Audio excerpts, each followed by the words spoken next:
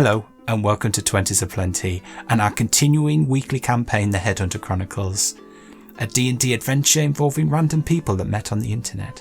Unfortunately, Jim in the group has decided to take a break from the campaign for a while because he's got a few things to sort out in real life. In this week's episode, the group begin their search of Katan City for Egron Fasfly and manage to get themselves in a spot of bother in the process. If you enjoy the session, please remember to like and subscribe. Either way, let us know what you think below. Enjoy. We travel and roll, our intentions are good. Maybe. We fight, at times polite. It's D&D.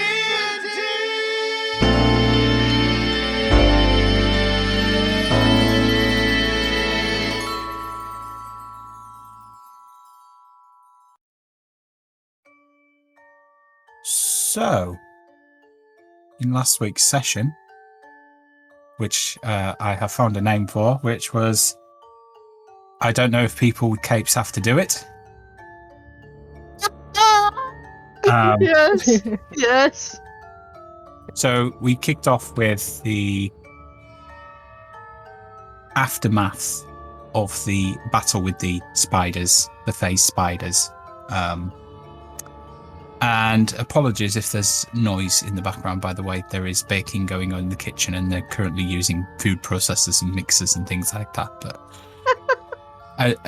as normal, it probably won't appear on the recording, but we'll see. So after defeating the phase spiders, Marcus was a bit exhausted, so he sat down, noticed some papers in front of him, and that turned out to be Volume 4 of the memoirs of Eric Den Erin, and he talked about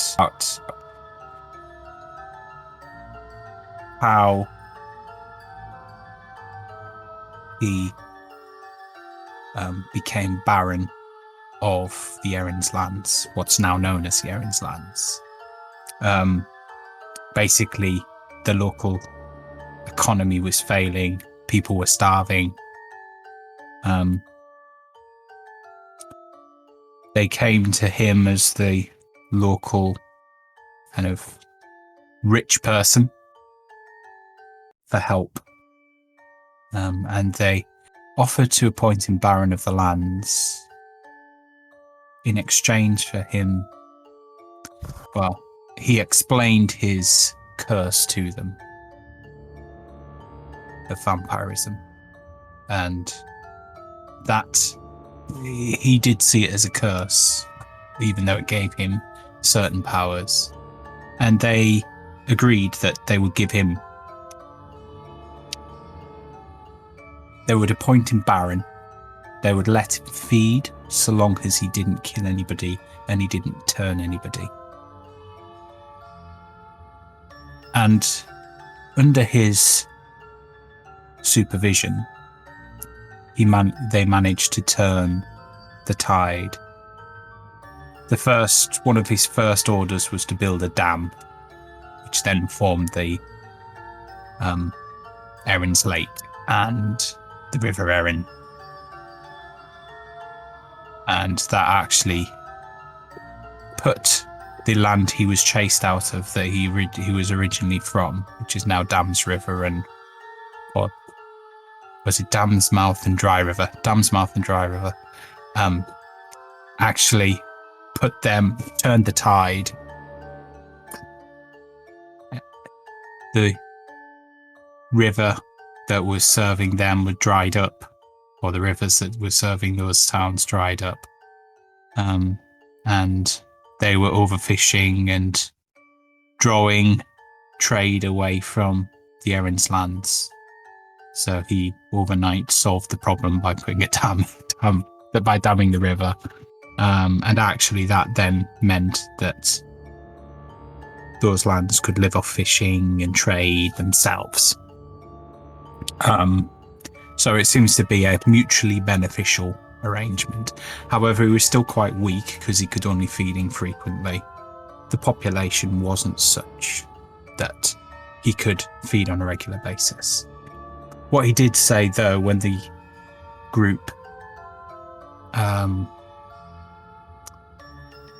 finally met him.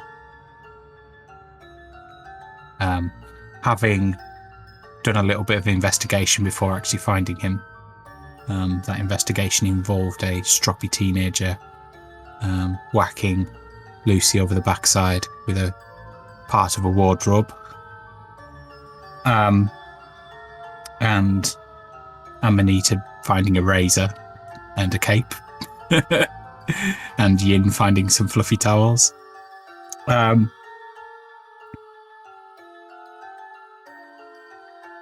vampire himself, Lord Baron Erin, he was biding his time. His main purpose was to try and find some way of getting revenge on the Bloodsmiths, those that had given him his curse. He wanted to put an end to them, or somebody else had put an end to them. But at this point in time, the local population in the Erin's towns wasn't enough for him to feed properly. That meant that he was rather frail and had actually aged a little bit since he was turned. I think he was around 19 when he turned, and he now appears to be in his early 30s, albeit 200 years have passed, almost. Sybil, who was with the party at the time, Liz's character, decided to stay and continue her research. She did say that the group could look her up in the Wizards College, or she may even look them up should the need arise whilst they're in Catan. After visiting the vampire, the group finished visiting the rooms in the top of the house. They uncovered another ghost, a lady brushing her hair. Pardon me. But nothing really significant after that. Another empty room, I think. Excuse me. Then the group headed off towards Katan City. A journey which should have took 4 days, but actually took 4.5, thanks to a broken bridge. And the group had to, after some debate, which will be hitting a lot of which will be hitting the cutting room floor when we do it, because there's a long silence in the recording when we're all looking at spells and stuff to try and work out how to get over this bridge.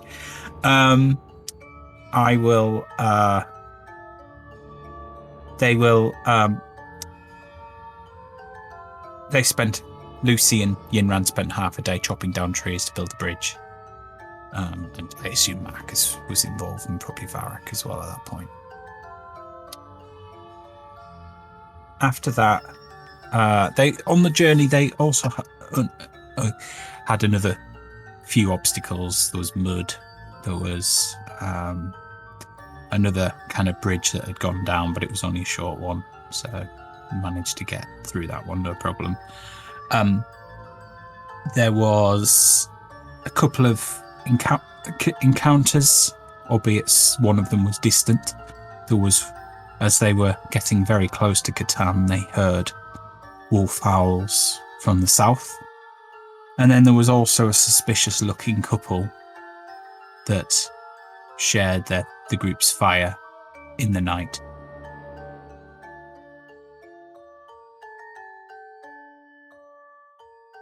After the 4.5 days, late morning, one morning, the group arrived at Katan City. The road taking them through the refugee camp, through the West Dock, across the river to the North Dock, and then in through the market. They then went across the industrial sector, out of the Wizards College, and found themselves at an inn called the Cast Inn, which was home for the local Wizards College and Sorcerer Circle Amateur Dramatic Society. They were practicing a play when they got there. the gentleman, Human Stallspark, I think his name was, rented them some rooms. The rate is 15 gold per night. So far, you have paid for 1 night.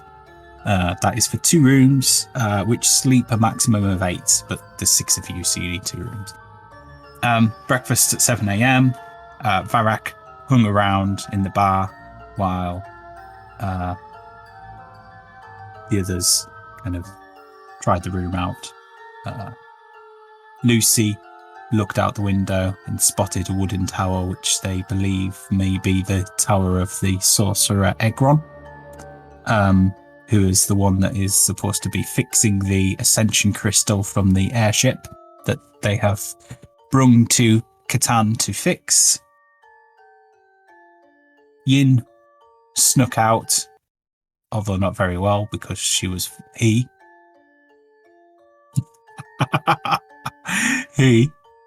not she, was followed by Lucy and Amanita.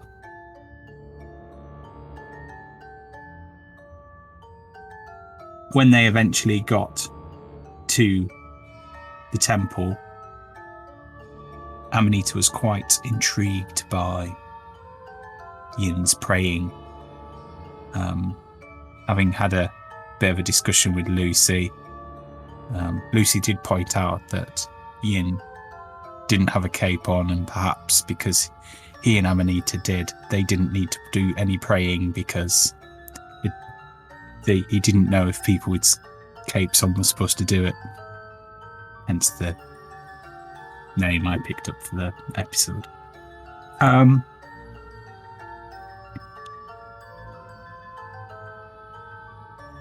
Amanita was concerned that Yin looked like she was in pain. She asked Yin about the goddess firm, very innocent and persistent questions. Why?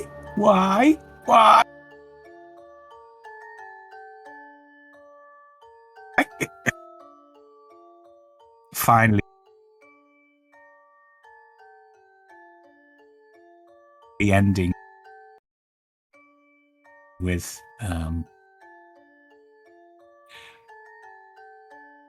and Yin agreed to do it over a drink at some point. The priest, Brother Wilfred, or Wilf to his mates, inquired where Yin was from.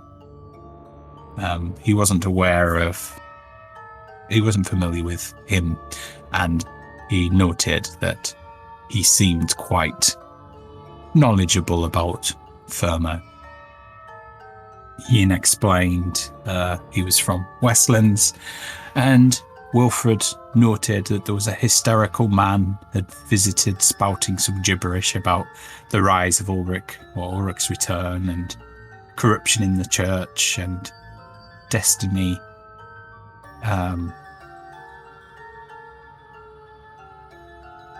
And a journey. Talking about destiny bringing him here. Wilfred and his order sent him to south, to a sanctuary in the mountains. He didn't really say much about the individual. He seemed to struggle to think of what he looked like. I think he was fairly nondescript, but he had a grey beard and a bald head, and seemed quite fearful for his life.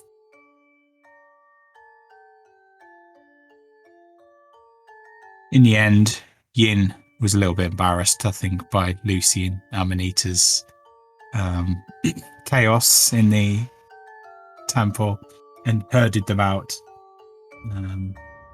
They then went shopping. Amanita wanted something shiny. Yin proposed finding a shiny rock shop, so started asking people where there was a rock shop, and which ended up with Yin buying Amanita a stick of Katan City rock, which Amanita misunderstood and used as a walking stick before throwing it away after it got all sticky. As they were going through the governmental buildings district, they did notice a number of the silver cloaks with shiny silver gilded armor and light grey cloaks, basically the Emperor's Guard. After getting the rock, Lucy headed to the bank and made some deposits on behalf of the group and also himself. And then they ended up at an art trader's. Took a particular liking to a jeweled dagger with a stone that was missing. There was a bit of a history lesson about where the dagger came from.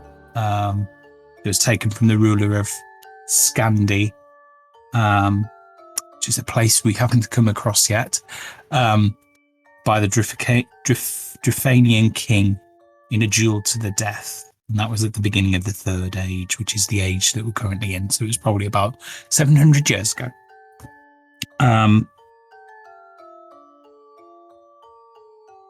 The dagger itself was missing a jewel, but the lady was still trying to sell it for 20,000 gold pieces. It does need repaired, though. When you asked about where could you get individual jewels, because Amanita was saying, could you sell me a jewel out of the dagger, please? And she was like, no. But she did point you in the direction of wondrous wares or around the Wizard's College to try and get some sort of jewel. Apparently it's used as an ingredient to some spells. There are other items in the art shop, which are more valuable, but they are viewable upon appointment, which would seem to indicate there's some security measures required to get access to them. Anyway, the lady pretty much threw the group out of the shop, locked the door behind them, and then went into the back to talk about getting the dagger fixed with her klutzy assistant. The group headed back to the Cast Inn to find Varrock sat, giving the director of the play some military advice as the Amateur Dramatic Society were trying to act out a battle scene. And that's where we pick up. Shield wall. You gotta form a shield wall. You're too loose. You're not close enough. So you are early evening. Varrock has moved from pints to pints and chasers now. Having fun, Varrock? These fools don't know anything about military tactics. Look at them, buffoon. They're not even holding the shield right. It's a play. It's not supposed to be accurate. It's a play, exactly. You need to teach people these things. This is a learning experience for everyone here. They need to form a shield wall. And the director turns around and goes, well, life imitates art as art should imitate life. Exactly, he gets it.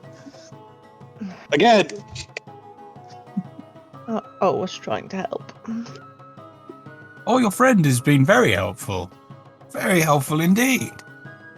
I've had to rewrite 3 pages of the play as a result of his input. Fantastic. Worth the 7 drinks I bought him. I'm not slurring my words yet. It's not enough drinks. More. Okay.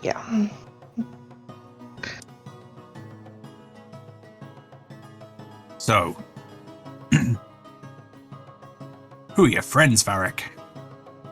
Well, they're a group I've only just recently met, and we have little Amanita, we've got Lucy, we've got Yin.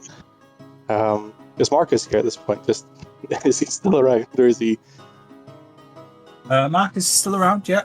Cool. And Marcus as well. Marcus is an old soldier, actually. You should ask him for some advice too. I'm sure he could give you some great pointers. Marcus kind of bluntly just kind of says, yeah, well, the battles I've been in have been quite bloody and a lot of people have died, so I wouldn't really... I'm still learning myself.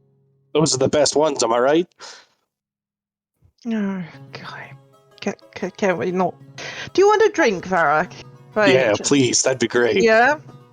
Amanita, Lucy, Marcus, drinks?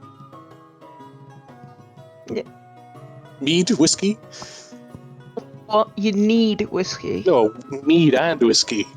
Me- mead and whiskey. Yep. Do you kind of like put it? No, I'm not asking. I'll wander over to the bar and I'll order mead and whiskey, and it's really concerning what wine's doing. And a couple of other drinks as well. My book fell on the floor. I was like, I normally have my dungeon masters. The Lazy DM's workbook is what I normally have handy. Which is like a more detailed DM screen. But and the reason I was looking for it is because I was looking for names. Because what it has a list of NPC potential names. Oh, okay. So, for example, the director was going to introduce himself as Orgrim Spiritstar. Who? Oregon. He's actually a wizard, but I'm a wizard, Annie. Has found his true calling as a director of the literary arts. You're a wizard, Annie. But anyway. Oh, Jesus. Okay.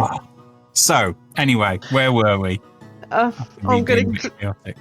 Oh, this one, a mead bomb. Watch this. Whiskey in a small glass, tall glass of mead. Down all in one go. That's it. Oh, no. Oh, really? Oh, this is costing me. And I suppose your friends would like a drink as well. That's exactly.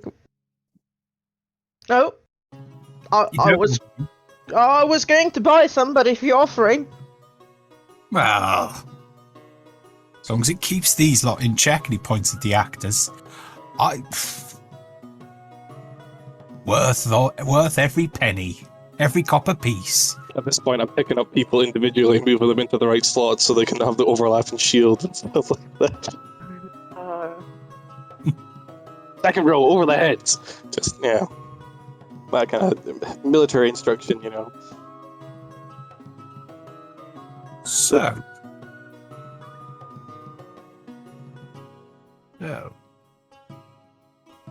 yes. Stick around for a drink. Was there anything you'd like to talk over during drinks?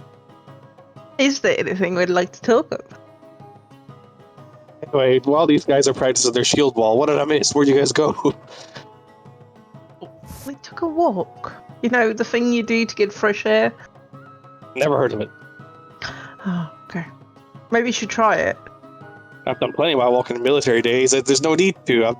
I did plenty of exercise, fresh air, got all of it out of my system. Now I just need to sit in the bar and drink myself away.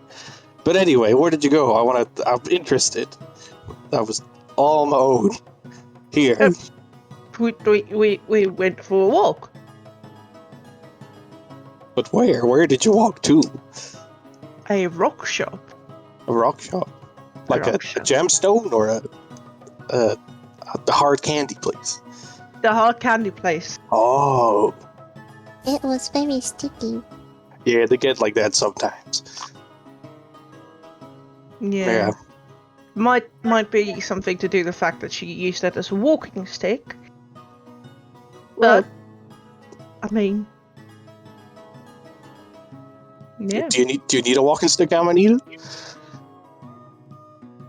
No. Just looks like one. Oh. Well, if you need one, I can make one. I've got carpenter's tools around, so I can whittle one away if you need it. But No, I'm okay, thank you. okay. You say you can make carpenter things, can you? I have the kit. I'm not good at it, but I have the kit. Passes the time when I'm traveling, when I have my horse. What was your horse's name? Did we ever ask? Columbus. What? Called Pinocchio. Oh, Pinocchio, yeah. Columbus, Pinocchio. I get them mixed up. I had two at one point. I sold one for money. Pinocchio, I think. It was Pinocchio. Sorry. It's fine. Pinocchio, it's definitely the one. When you pick a random name off the top of your head. Yeah. Okay. Fair enough. Would you like to have Pinocchio back sometime? If I can find him, that'd be great. But he's an old horse now. He's been with me for several years. I'm sure if he's not dead now, he will be soon. So it's fine. A bit morbid, but okay. Well, he's just a horse. At this point, Orgrim's like, well, I drink my health to Pinocchio, and my prayers will be with him. And mine too. Though I don't pray. Glass up, although already empty. Okay. Just for a question for Wayne. So has Orgrim told me he's a wizard, or am I just totally oblivious to that fact? Pretty much most people in that society are wizards or sorcerers. Right, okay. Even the barman,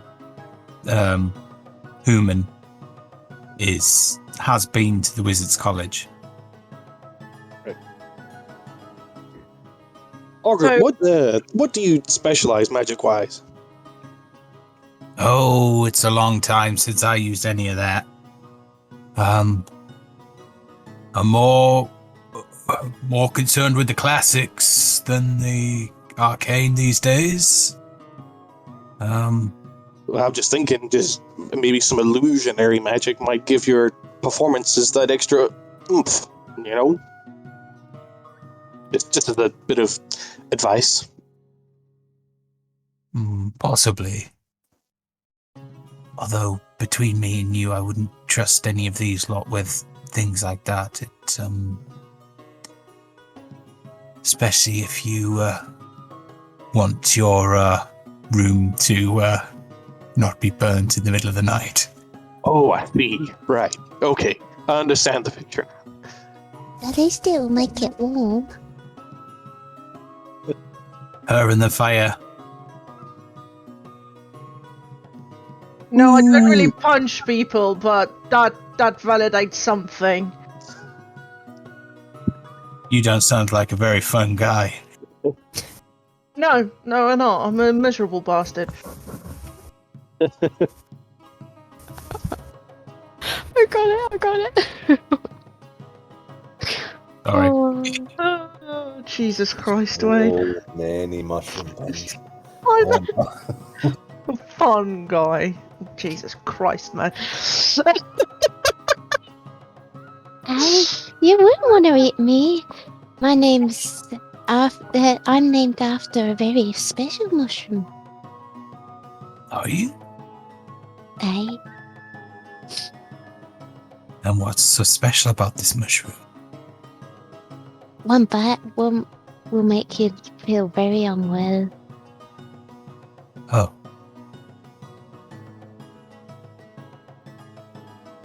Apparently we're the top poisonous type. I won't be eating you then. And then he kind of gets distracted by what one of the actors is doing. He's like, oh, I told you. Put the rifle under your shoulder. It's not difficult. I know this is science fiction, but it just, I rubbed my brow from the confusion. I was just like, I'm sure we were doing an old military play at some point. It's a bit of a hybrid between historical and sci-fi. Yeah. So, wizards and their black and black powder, and got to keep it interesting for the audience, really. Of course. State of the art. Anyway, I better wrap this up for the day. But good to meet you all. Likewise, Malcolm. If you need any more advice, you know how to find me and how to pay me. Oh, yeah, I'll keep that in mind. So he then goes off and starts tidying up all gumph before heading out. And you see them heading out eventually. Is there anything else you guys would like to talk about before you... I've got a couple of things. So, Lucy, remember like a couple of days ago I asked you to take a walk, and then for some reason you decided when I had an emotional conversation with you to take the piss out of me. That doesn't sound like me. Oh, no, it doesn't sound like you. No. But you remember you remember Mother and the religious symbols that kind of is the same as my religion, and we had a conversation about it. Yeah, vaguely, yeah. Yeah. Okay, cool. We're getting somewhere. And then you stood very silently and intriguingly looking at the temple when we were there. You want to talk about that? What do you mean? How about you losing interest in your normal chaotic ways and becoming really silent in the temple?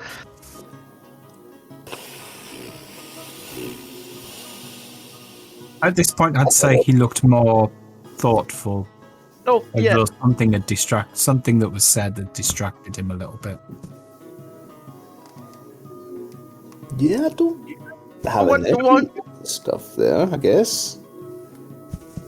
Not really sure what you mean. Inside check. Because I'm pretty sure you think...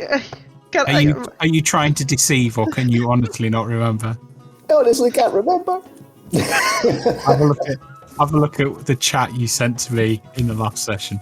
Thank you. You say, as this is mentioned, I do this. Can I inside check actual Charlie then? Was this last session? Last session, yeah. If you just look at your chat to me, it's not far back. So, are you doing an insight check? Oh, okay, yeah, I remember now. Yeah, go for it. Okay, can I go for it? Yeah. Okay. I think I remember what it is now, yeah. Okay. 14. That will be deceiving. Okay. Let the warlockers long remain. 23. Oh, you bastard! Okay. So, Charlie, how would you like to rebuff Ian's question? Are you sure it was me? Because, you know, I'm not a very serious person. Are you sure it wasn't like Marcus or somebody?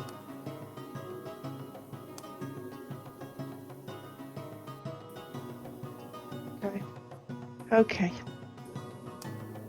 So, Amanita,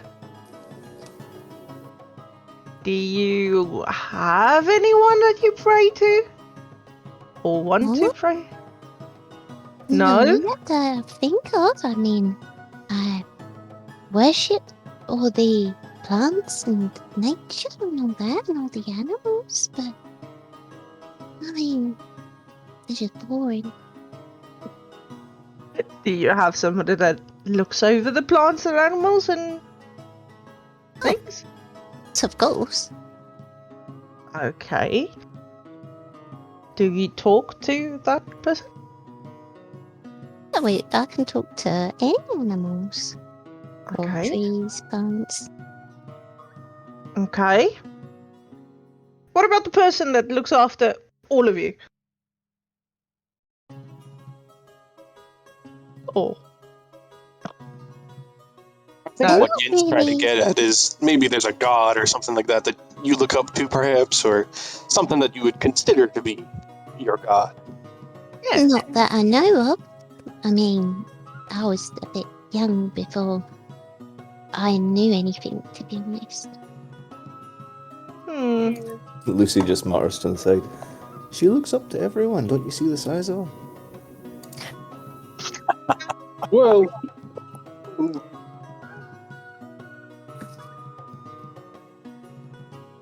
He's a lot taller than me, I guess. I suppose. How about you, Varric? Do you have a god? Nope. No?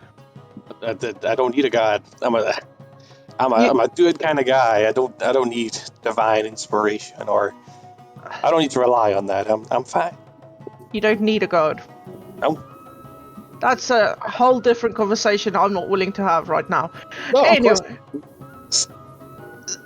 Lucy, What? how about you? Do you have a god?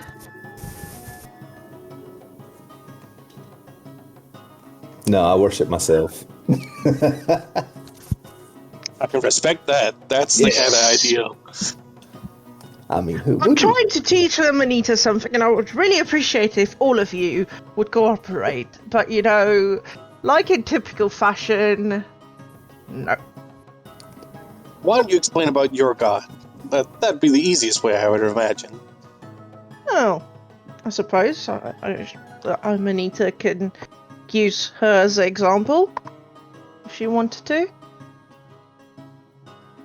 So, imagine there's something that you really can't get it. But you need help to get it. And then you sit down. Okay. She sits down. You go really silent. You think really hard about the thing that you need help with getting, an assistant. And then you speak to your god or your goddess. And you ask for it. And that's how you pray. Do I get the shiny thing now? Now that I've asked for it. No. Sadly, that's not how it works. Oh. It's funny how prayer and That's asking silly, then. somebody to steal something are very similar. Yes. But usually with stealing something, you get it right now. Prayer kind of is help that comes along the way to get to the shiny thing. Thievery seems Alright. quicker. Yeah. What's that? Oh, Teach- it's the way you sneakily go and grab things. No. Yeah, you just take them, but you do Do it not sneaky, listen- sneaky oh. like. Oh, Do not listen to him. so Bad I can Lucy. take anything I like? No, It's not bad law. Lucy. Bad Lucy. Sit down, bad Lucy. No. What's wrong with that? Illegal in most places. Only if you're caught. Well, that's true. But if you're gonna go make a habit of stealing, I would recommend stealing from the people who deserve it. At least there's. No, stop. Just Well- no. We are not leading Amanita down that path. Why not?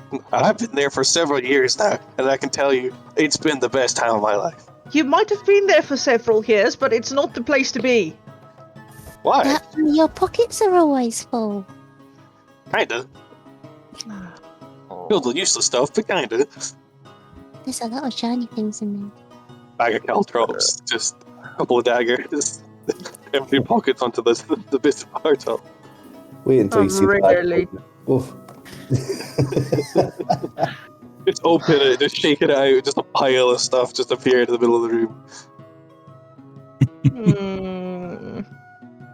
So no, I would prefer praying over stealing, because usually prayer is the goddess wanting to give you that help. Stealing is just you taking what you want, isn't it, boys? Yeah, So what would you Yeah, ask? which is from your- bad. not always. Some gods support that. I know that much from my So I don't need a god. So now you're going. I know so much because I have. Just no. Stop Hey, digging. you didn't ask if I knew any gods. I'm just saying that I don't have one. So I would just remind Farak here that recently he was the victim of theft. Yeah. FYI. Oh, a little bit tipsy. Among thieves, I suppose, isn't it? You know. So again, Yeah. what were you asking for? What was I asking for? Yeah. You Some went to. guidance. Just some guidance to That doesn't sound shiny. No, it doesn't necessarily need to be shiny. It could be shiny to you. Shiny to your path. Shiny to your goal. Lucy just Why looks rely on a confused. god to find your path when you could just rely on your friends? I mean, you seem to know Marcus and Lucy quite well. Because sometimes people let you down. Well, Leo, where you at, Cleo? I already apologized for shaving your head. Oh, we're not talking about that. Nobody brought that up, did we? Oh, I just assumed. My bad. Not my proudest moment as DM, that I would say. I thought it was hilarious. I didn't think I was rolling badly all session. You got to remember that Nell wasn't actually at that session either, and Charlie was playing both characters. I still thought it was brilliant. He did get what he deserved, though. In Lucy's defense, he was angry and drunk. Oh. So yeah. Well, that's why, Varric. Because goddesses and gods don't necessarily let you down, do they now? I don't know about that. Yeah. It depends on the person, I suppose. I'm not going to try and say it happens all the time, but, you know. Yeah. Anyway, I'll buy a round of drinks, but anyone like something to drink? Gods can very easily let you down, Yin. Well, that's a shame, isn't it? Mm-hmm. I'm more hungry than thirsty. What would you like, Manita? I don't mind. What does mushrooms eat? You eat all kinds of things. Okay. Okay. Shall we order some food? Yeah. Barman, what are you selling for food here at the minute? Well,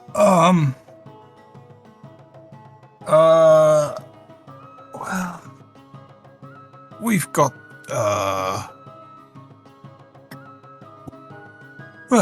stew and dumplings. We've got, beef and ale pie. We've got, fish and chips, and we have, for dessert, we've got a special syrup pudding with custard. Alright, well, I think I'll order a pie for myself. Anyone else like anything to eat while I'm ordering? Pie! Does the Fine. stew have vegetables? Like my vegetables. Well, there's some mashed potato. We could give you some of that, and some carrots, maybe. There's some. The stew's got vegetable in it. You can eat round the meat. Oh, I'd like meat too. I just wanted to know if there's vegetables in it. Well, the stew's got vegetables in it, yes. In fact, the beef and ale pie comes with veg on the side as well. You can have my veg, Amanita. Don't worry about that. I'm not going to eat that. I think I'll have the stew. Again, would you like anything? I'm alright, thank you. Okay. So, stew, pie, Two guys. stew and 2 pies, right. I think Marcus will probably order a stew as well. Probably only need the one. Well, you never know. You never know. So, that's 4 gold pieces. I'll pay that over. Cool. So, Human then disappears into the back. to tell his cook to whip up some grub. It'll be about 15 minutes, okay? All right. The pies just need the pastry doing. And so you go and sit down, chat amongst yourselves, and first the pies come out. And, bit of puff pastry, short crust round the side, a proper pie, not one of these things with a in a ceramic pot with a lid, not some stewing steak with a lid on it. It's actually got sides and can stand up itself. And some mashed potato and some carrots and green beans on the side. And, there's a bowl of cauliflower cheese comes out with it as well. And then you see this lady brings 2 bowls of stew, and she puts one in front of Marcus, and she goes, "Oh, and the last one must be," and then she just kind of drains white. There's a mistake here. And she looks at Lucy as being the nearest one to her, going, I don't want to cause alarm, but there's mushrooms in the stew.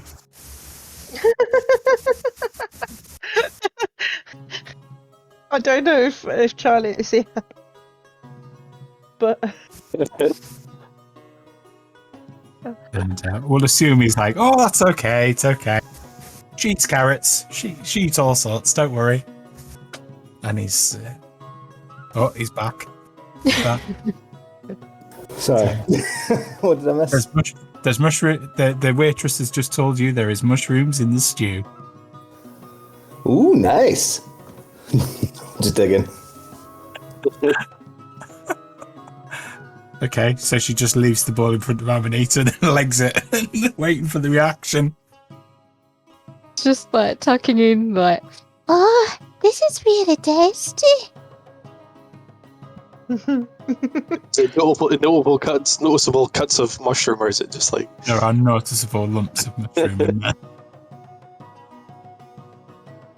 so is that cannibalism, or are you something separate from these mushrooms, or how does that work, Amanita? Mushrooms are just tasty. All right, okay.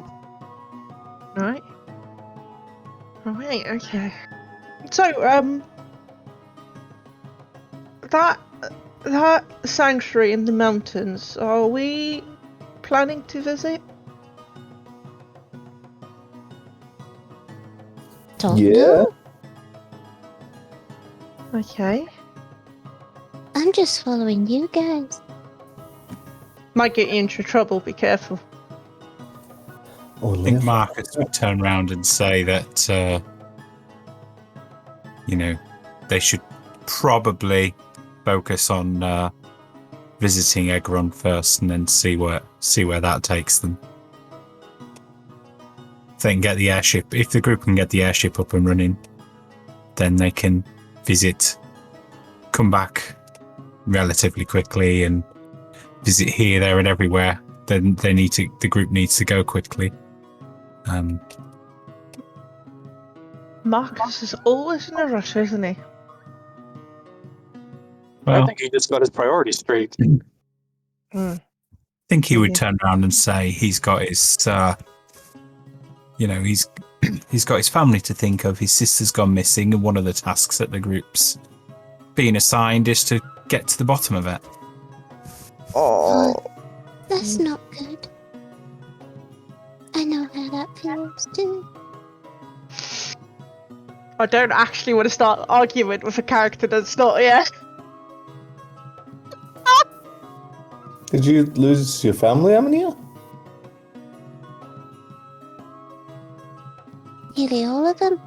The whole village was destroyed. Lucy just looks at the stew.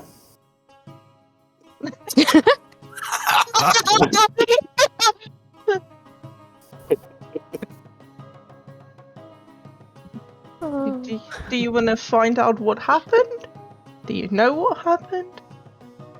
Well, our whole village was taken by these frost monsters. It wasn't very nice at all. I was a little bit younger than I am now, but it's all in the past. Don't worry, it's all in the past. That's why she doesn't like the cold. That is adorable. I'm gonna cry.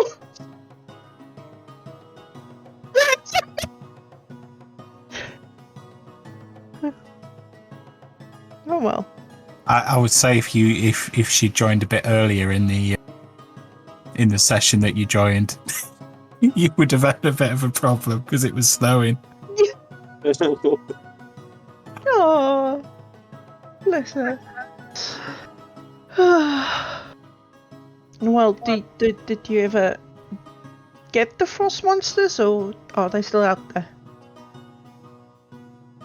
No. All I know is I am safe now. And away Yeah. from them awful. Oh.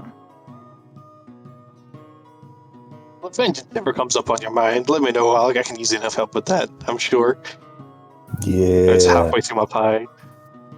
Now, vengeance is one thing that I can get behind.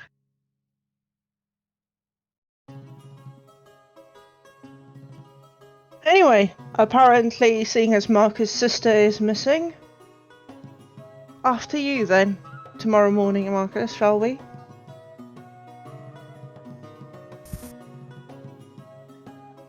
Well, I think Marcus just thinks that the group should just be fucking getting on with the group the jobs that they've been paid to do.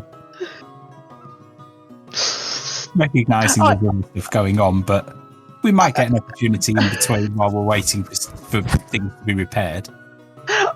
Just for the sake of the recording, I'm pretty sure DM knows why Yin is being a bit arsy about it.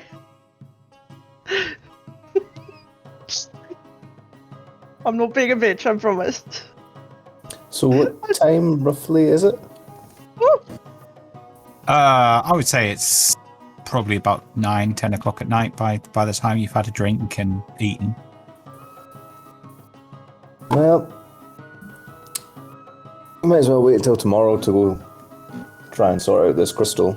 But it would be good to be able to fly again. So we'll do that Yeah. first. I guess Lucy will go first thing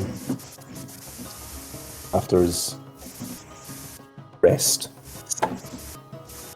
Yeah. Can I just ask, what's the problem with the crystal? I mean, I haven't been with you guys for that long, and I've not really learned too much about it, but if there's a problem, and it's not too big of a problem, I might be able to fix it. I think it's broke. Oh, it broke. Yeah, well, damaged. Need a new one. Yeah. We might have got shot, I think. Couple of times. Yeah, I think that's the reasoning behind it. Yeah, Not to alarm you. wasn't anything to do with the drunkard driving it. Oh, To be yeah, fair- that too. To be fair, his No, flying it was wasn't. on It point. wasn't. Yeah, his flying was pretty good. Yeah, surprising for somebody that's addicted to rum and, like, drinks a whole barrel of it. I think he's alright. Lucy will Nothing wrong with drinking a lot of rum. Yeah, Lucy will just nudge Yen and go, Huh? half this party is quite pushed. Just listen. Yeah, good point. Never mind. I'm not that pissed. Well. So what's the deal with you and alcohol, Varric? I just like a drink. After my military time, it's you know, it keeps me warm, keeps me on the go.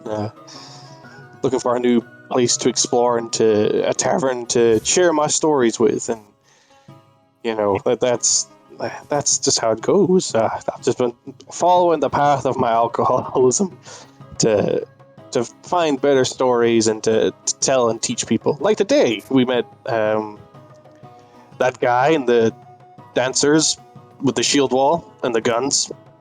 Yeah.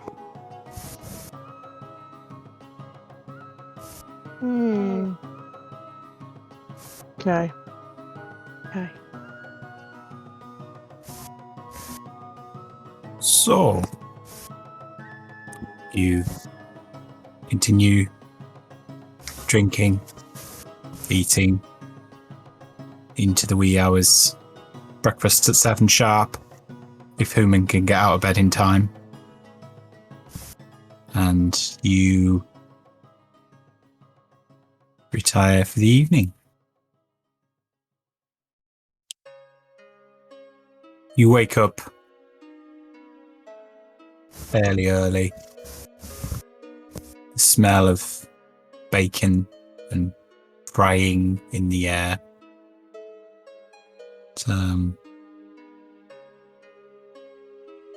You come downstairs, or the majority of the group.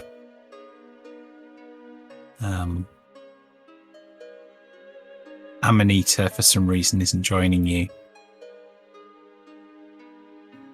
She seems to have been quite tired and slept in, and the group took pity on her. The group headed downstairs, and they find this, like, the greasiest of greasy breakfasts you can imagine. Bacon, black pudding, even the beans seem to have grease in them. And sausages.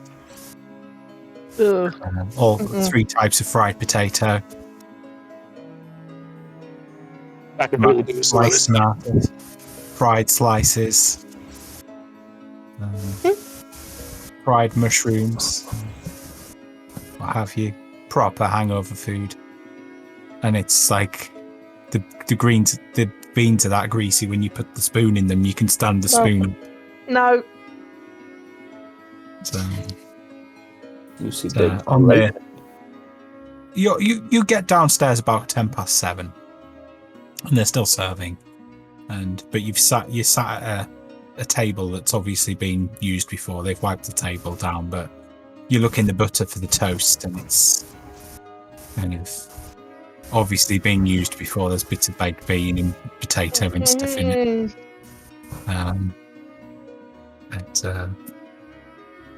And you're like, okay, maybe I'll have jam on my toast instead. It's like little pots of jam to the side. Yeah, he uses the butter. Yeah. Sorry? I was just saying, I'm a plate of meats. That's all I'm having. Just nothing good and stuff like that. That's it. Nothing more substantial than that. And Lucy's having everything, butter and all.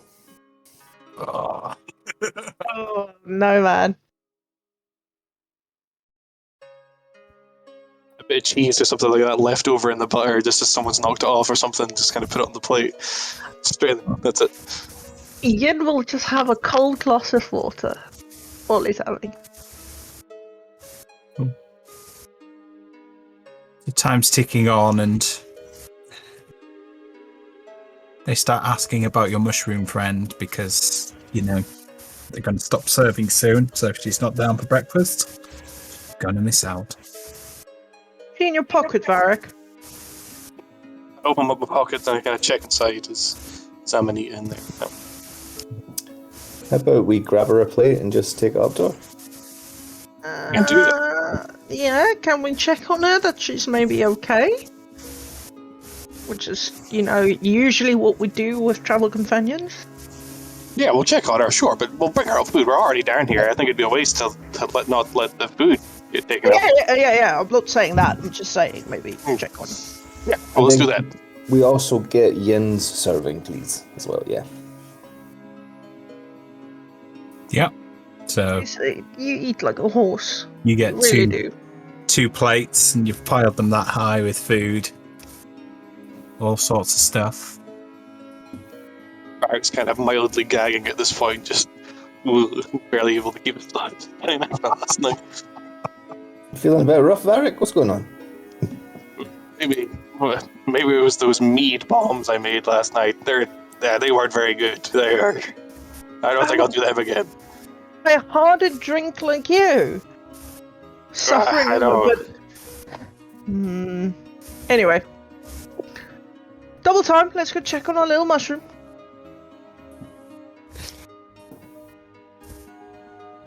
You make your way up to the stairs. And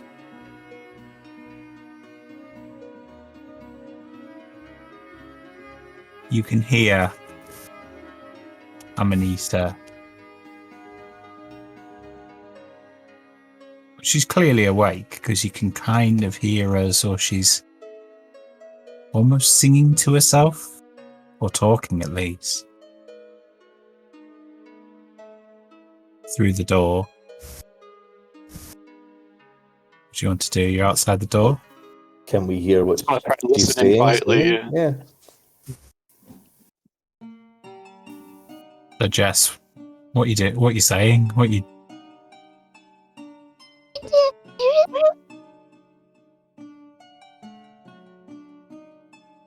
I'll miss I that miss that so out for me. Somewhere. Yeah. Oh, where is it? I can't find it. I just open the door. That's it. I just No. go in. No, not first. No, I Jesus knock Christ. first. I'll Go to grab door. Varric before he knocks. Just wait. What? Right. And then I'm going to make my voice boom in the room. No! No! What is it you see, my child? Oh no!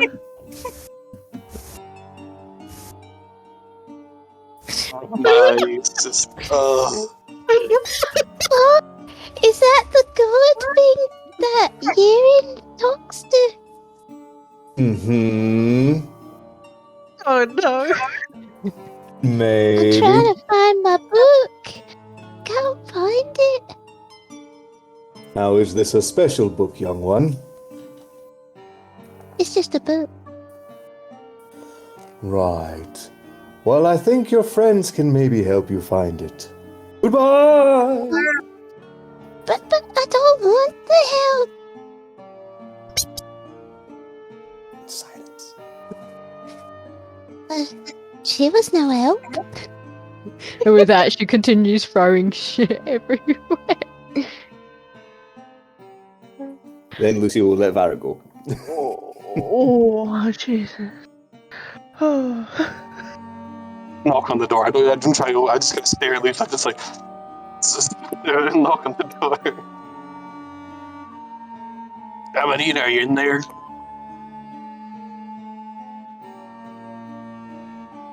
And he didn't know what's going on there. Can't hear you. Can you hear me now? I'm not ready. Don't come in. Alright, well, we've got food for you. We can just leave it by the door, I suppose. No, it's fine. Just leave me be. Are you sure? So that she's like throwing more stuff around. It's like banging and crashing everywhere. So what were the sleeping arrangements? Just so aware of who was in what room, because we got 2 rooms, right? So Yeah, so I would assume that Varric and Amanita were in the same room. Right. Yin probably would have been in a room with them, mainly because of knowing what Lucy's like with his antics. And Lucy would have been in a room with Marcus, who will take no shit.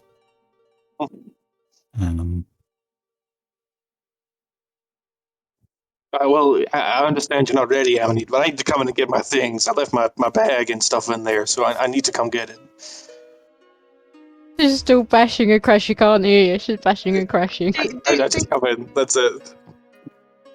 What the fuck? What's going on here? With What do you that- see? What does Varric see? With that, you see, I posted a picture in the chat. This slightly tall female with a mushroom hat, like big puffy white hair, holding a book, and she turns round to you and drops it. Yeah. It's like frozen in shock, like. Pardon the intrusion. I think I have the wrong room. Can I just leave?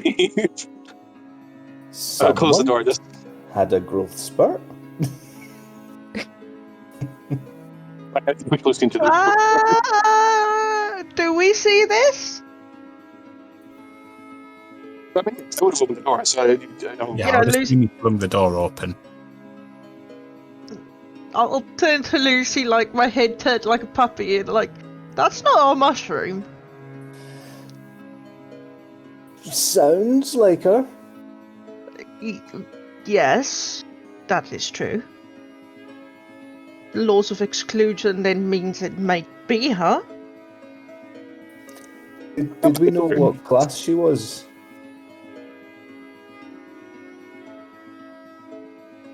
I don't think it was ever discussed. No. Yeah, so we know. Okay. I don't know. Maybe. Yeah, I don't know. No. I don't. Did you No, close the door? So Oh, you when I can- left. if you do a intelligence wisdom roll, Ooh, both of us. what's insight? Do an insight roll. Yeah, that's gonna Wait. go well. Both Oh, of us. insight. Insight's fine. I can do that. Yeah, Alright, alright, do alright. insight. Do insight. 3, natural 1. There we go. I rolled an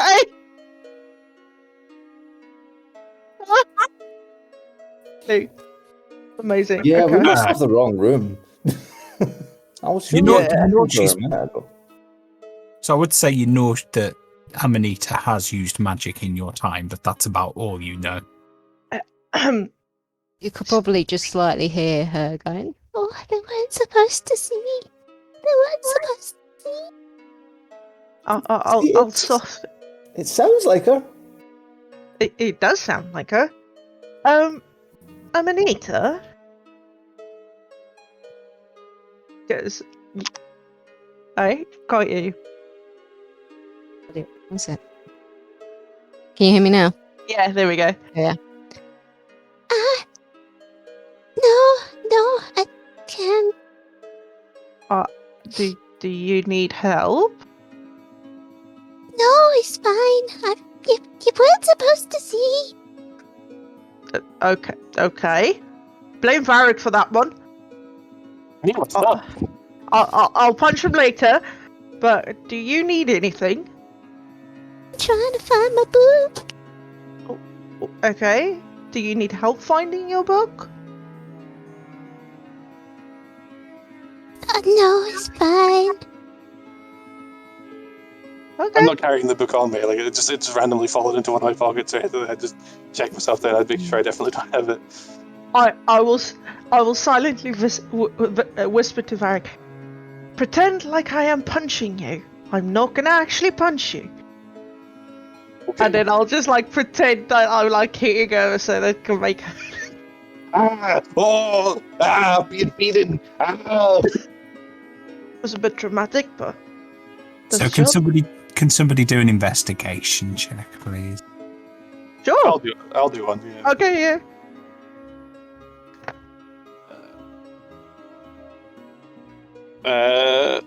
Okay. So Varric, you the mention of a book. You is just somewhere in the back of your mind. It becomes familiar. And then you get a flashback. You head into the bathroom of the room that you're in, and there, on a little shelf next to the toilet, above the toilet roll, is the book that you happened to find last night before you went to bed and you were drunk and you just wanted something to read. You just grabbed it and took it to the loo with you.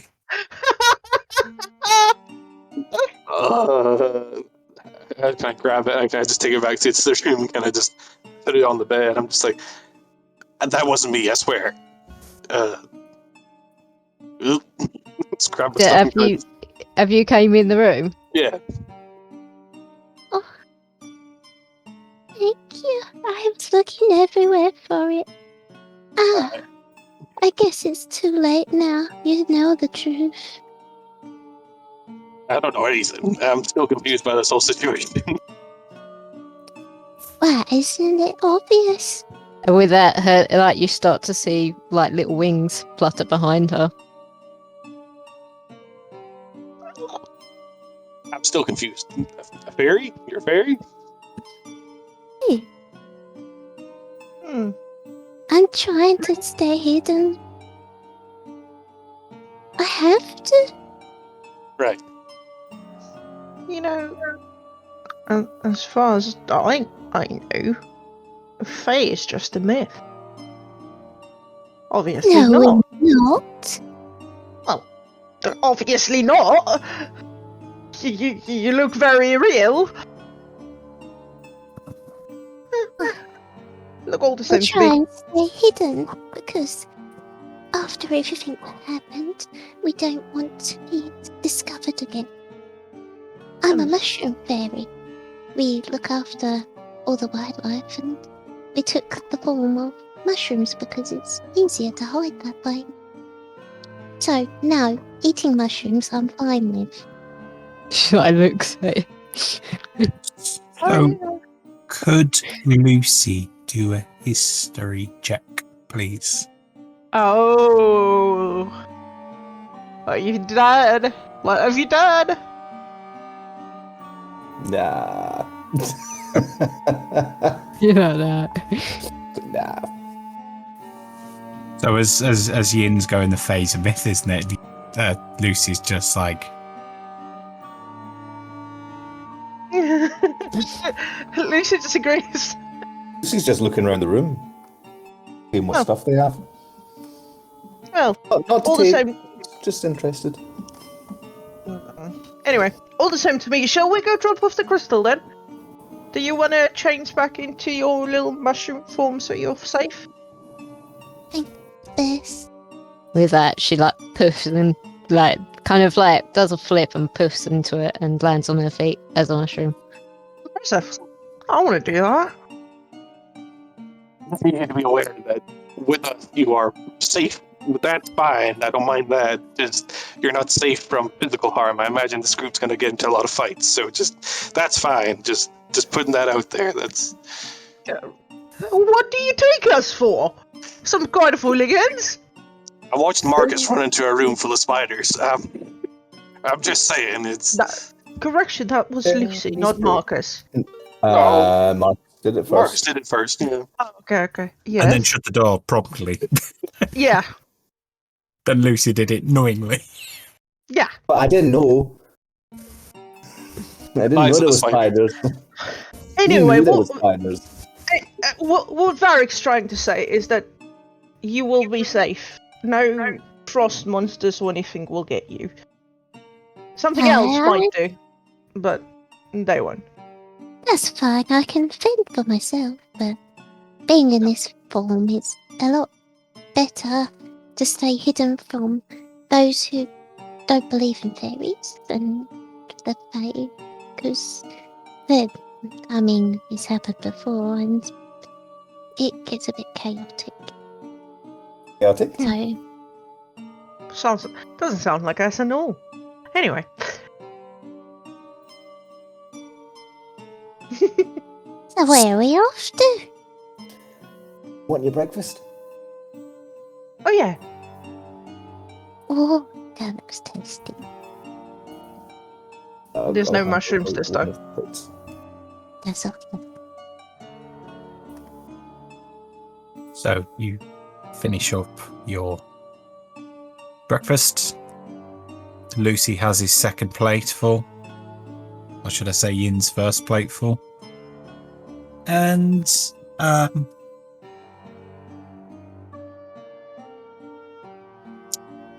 you decide to head out. But the question is, where? Has Marcus got up with fed up with her antics and just left with the crystal? Crystal. Go with you. Okay.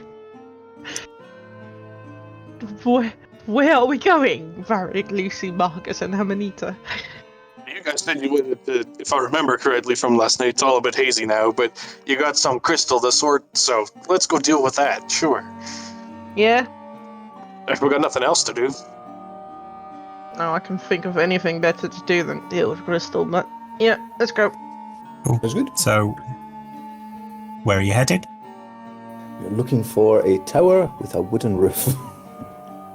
So remember, you did spot one last night, and it seemed to be the only one around. Sorry, I in the previous early evening before you headed out to the shops. Mr. Fasfly. I guess we'll try and go there. Okay. So it's probably about 5 minutes walk away. You kind of head down a few higgledy-piggledy streets, get lost a couple of times, have to backtrack, but eventually you find your way to this probably about 5-6 story tower made of wood. It's a bit higgledy-piggledy itself as well, as kind of leans one way and then the other.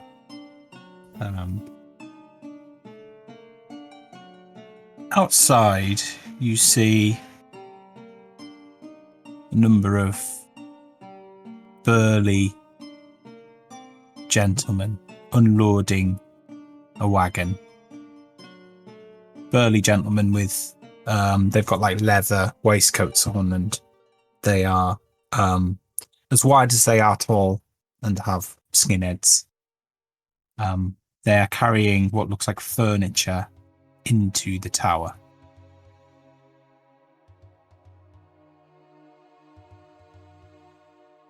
Are we sure this is the right place?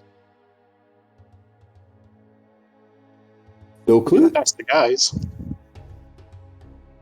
Yeah, why not? Go ask it. Off you go then. Who am I looking for? Mr. Fastfly. Engron? Egron. Egron. That's Egron.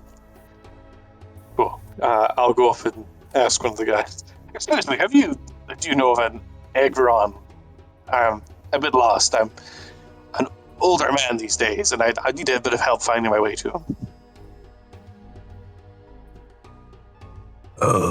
One of them puts the kind of his half of the armchair down, and the other guy is kind of like struggling to, and then eventually puts his half down.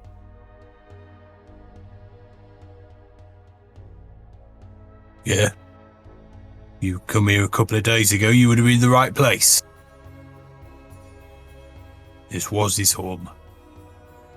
Ain't any more though. All right, that's fine. Just where did he go?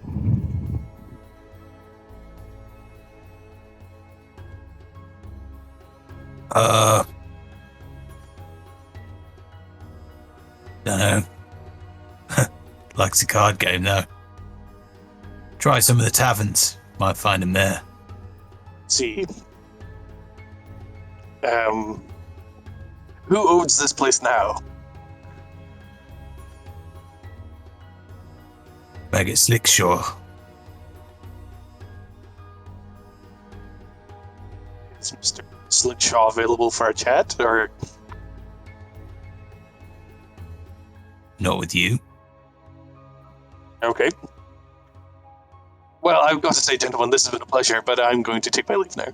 And I just turn around and walk away towards the group. Right, So what did they say? So, our guy doesn't live here anymore. I think he lost it in a game of cards. So, just to be aware, that's the kind of person we're dealing with just now. Or you guys are, I'm not dealing with it. But you guys are dealing with just now as that kind of man. So, Egron does not live here. He lives now in taverns trying to win cards. So, yeah. And so who owns this place now? I'm Vince Shaw. Maggot. Slick Shaw. That's the one. Hmm.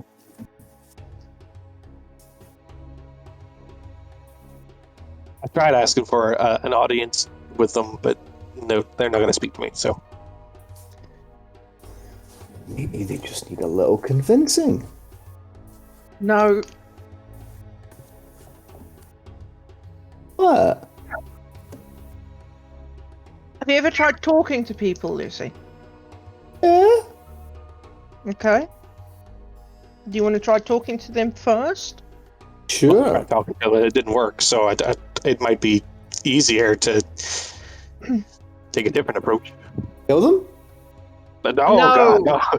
It is too early in the morning for this to kill them anyway. Like, maybe later, but not just now. No, definitely Okay. off the cards just now. Try your Lucy charm, would you? Okay. I'll walk up to them. Hiya, you alright? Hello? I was Can I looking help for, you? Well, I was looking for some entertainment. Anybody here have any good games going?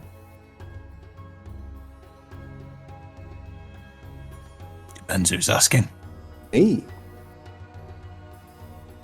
Depends who you are. I'm looking for a game.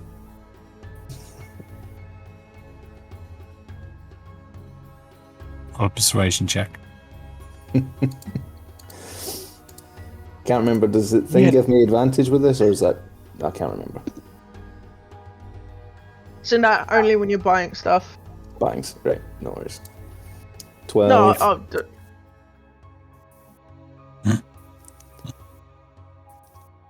You won't be playing a game with us, I don't think. Not sure Maggot will allow it. Are you sure? Sure. Fun. I'm gonna have to do it again. All right, fine. I tried. Some saves, both of them. Out loud across the street. I tried. I tried. he did. In his defense, he did try. Gotta give him credit for that, I suppose, huh? Oh, I definitely do. So a 15 and a 21. I'm sorry.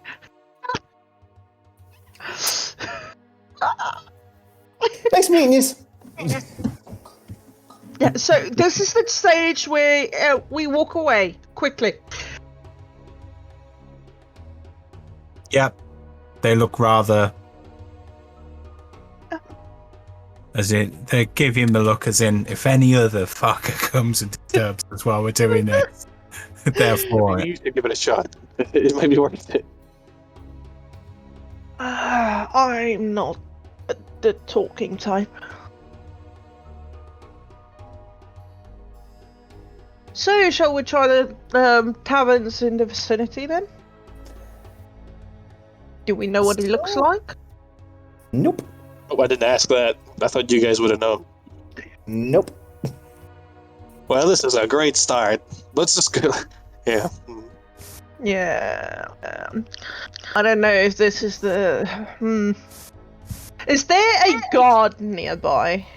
A city guard? Or a city... Yeah. Like somebody in a form of authority that knows what they're doing with their life. Not outside the walls. Oh. Damn.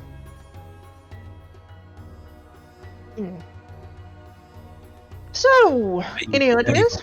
Not outside the walls in an obvious fashion, is all. What about are we sorry? So You I are would in Arcane Abodes district.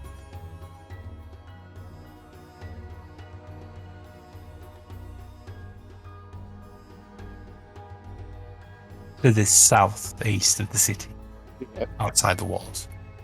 Why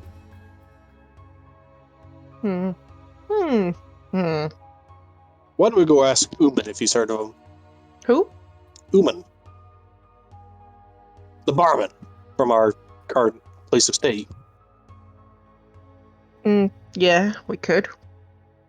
Or we can wander to the actual wizard place and ask them the question of fixing our crystal, and not some dodgy man that just lost his wooden tower. But Dodgy Man does it for free. Yeah, but dodgy man also lost his wizard tower, which doesn't install a lot of faith. So, just as a reminder, Latz's words were, "Tell him to take the fee off what he owes me. Make of that what you will."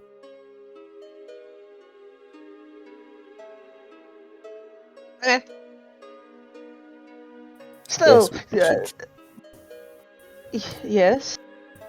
I guess we should try and find him at least. What, so you can lose the crystal in the card game? Oh, he won't do that. We'll make sure of that. Yeah, and I have a pretty face. You ask, I suppose. They're gonna walk in towards us. Ay, let's go. So where are you off to?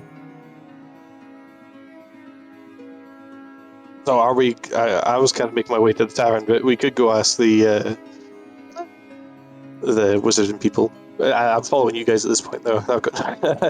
Oh, we're He's following probably you. going to the tavern. Oh, so Yeah, she's probably going to go to the tavern. It's walking in circles. So,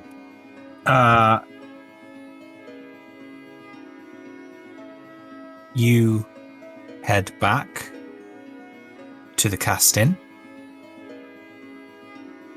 Human's there behind the bar. Back so soon? You don't seem to be having a busy day today. Couldn't wait to get out to the place for most of you yesterday. Sorry? I said it's a boring town you got here. You just need to look at in the right places, I believe. Speaking But of, if we're looking for a card game, where would we go? Well, if you were a couple of days earlier, you could have found one here. We have weekly card nights. Well, I mean, most places most taverns have some sort of gambling activity. I think there's the Silver Steel, but you're likely to lose your money there. I'd stay away from Sparkers. It's all, if you want a high stakes game, not the place to go. Ministry of Ale, yeah, just don't try anything to give yourself an advantage there. Long gain, not hugely high stakes. The Biscuit Barrel in the North Dock might be a good place to look. Could I rephrase the question? If we're looking to win a wizard tower, where would we go?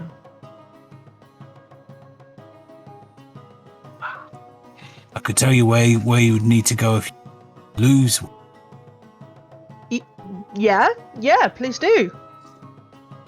Well, that'll be in the one of the gambling dens in the slums. Wouldn't go there though. Dangerous place. That sounds like exactly the place we would go. For some bizarre reason. Just out of curiosity, you've not heard of the tower, the guy who owned the tower previously. Egron? Egron? You know No. of him? What does he owe you? 3 crystal. A free crystal. Yeah, to put it simply. He owes a lot of people a lot. Is Egron?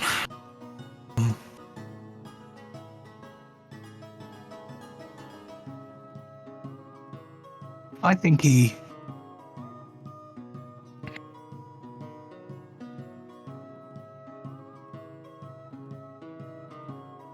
I would try the biscuit barrel in the North Dock.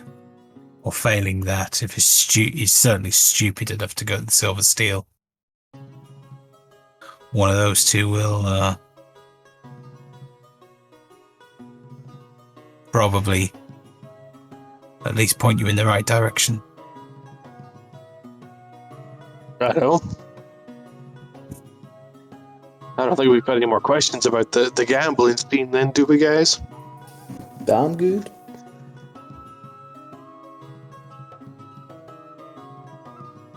Actually, Unless you one. want a drink. I am quite parched after all that talking. Yeah, I thought so. I do have one question, maybe. Yes. Where would you say the least experienced gamblers go?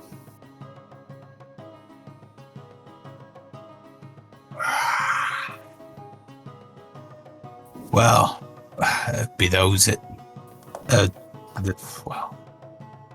there's a few young wizards that like losing quite a bit of money. Or there is the so that would take you to Sparky's, or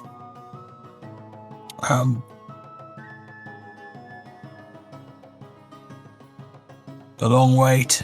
Few people think that they can make a pretty penny there if they are reasonably new, but what they don't realise is they're quite experienced gamblers. They just don't have the funds to put a serious bet down. Excuse me.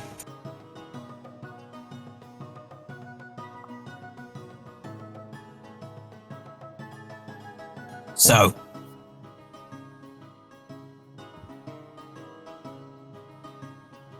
that's what I would say. Okay. So what do you want to do? I guess we need to find Egron. Biscuit place near the docks. Biscuit barrel, I think, is a good idea. You know what happened the last time we went to a dock? Or I traveled in a dock. Went pretty well. Yeah, I mean, for us. Well, this for the city as well. They got of a militia. That's not bad. I mean, this is true, yeah. So you Are we staying for a drink first? I was just gonna get one on the go. I don't mind having one. Like if we just chilled out for an hour, I wouldn't mind. Just saying. So it's about, 9:30 in the morning now? So... Also, bar's open if you want a drink. We can sit and drink for a bit if you want. I don't mind, not in a rush. If we're not in a rush, I'll stay for an hour, unless Amanita's got any other plans or wants to see anything. No. So... You, play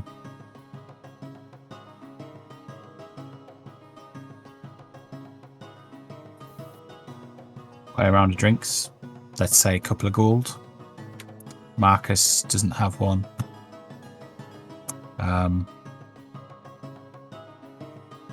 Let's say it's happy hour. And,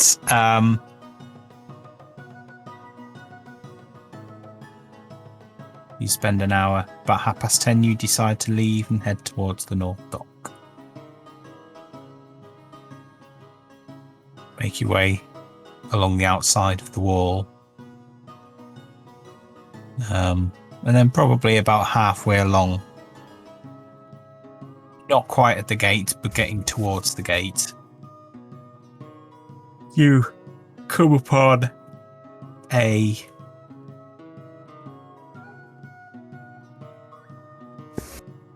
tavern with a picture of a biscuit barrel on it, with its lid kind of lifted off and a child's hand going inside. And some crumbs around the outside on the sign. Inside you find the landlord, a man who introduces himself as Carper Shingle, a former Navy commander who's rather well-to-do and looks tidy but a bit eccentric. He's got a long grey beard that's obviously quite bushy, but he's been trying to comb it to keep it under control. And his eyebrows are quite bushy as well. But other than that, he's got a perfectly shaved head. So shaved that and so smooth that it is actually quite shiny. You kind of look at him a few times wondering if he actually polishes it. He's got a stripy blue shirt, perfectly pressed. Blue and white striped shirt, kind of vertical stripes, and black pair of trousers. In his shirt, there's a red silk cravat, although it's his beard, you can't really see it because his beard is hanging down over it. Other than that, there's a number of doors. You do see people coming in and out of one of them in particular. You get the impression it heads downstairs to a basement room. Inside there are a number of customers,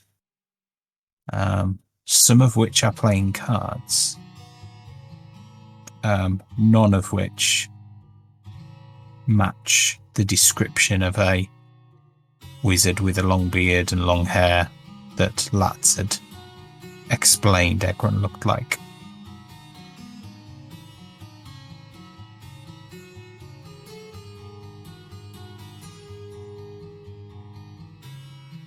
What would you like to do?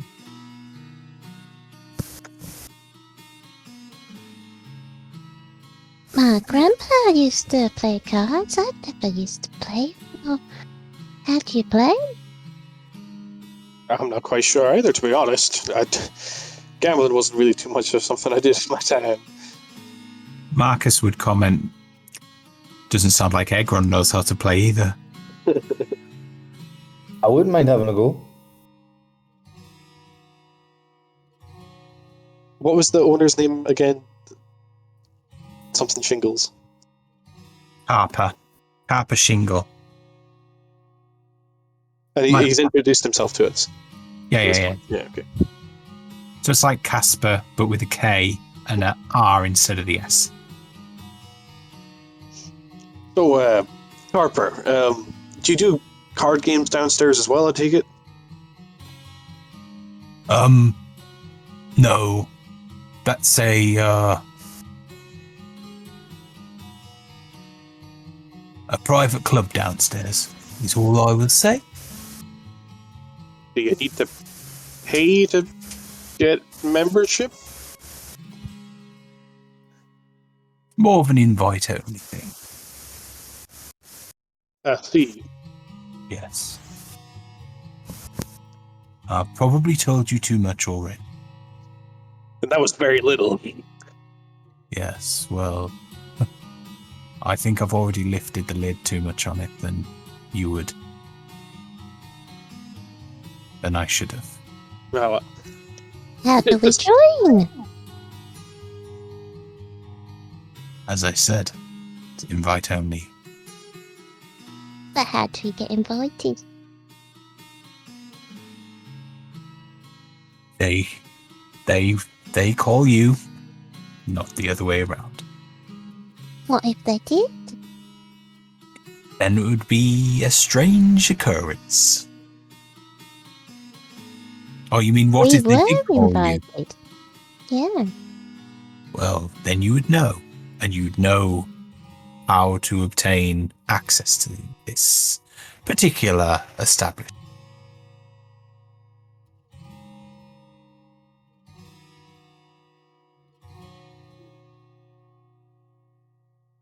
What if I told you we had an invitation and I kind of take out some money and kind of just, like, kind of go for a handshake almost, but not quite?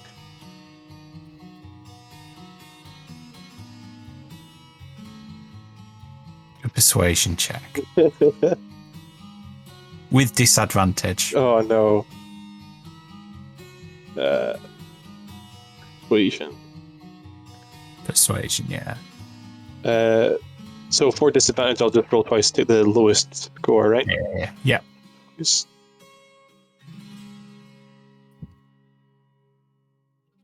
Oh, well, that's a shame. You can keep your money. All I've got to say is money won't get you in there. Well, indirectly it may, depending on whether or not you purchase the key. Well, it was worth a shot anyway. Thank you very much. Darren, he said there's a key.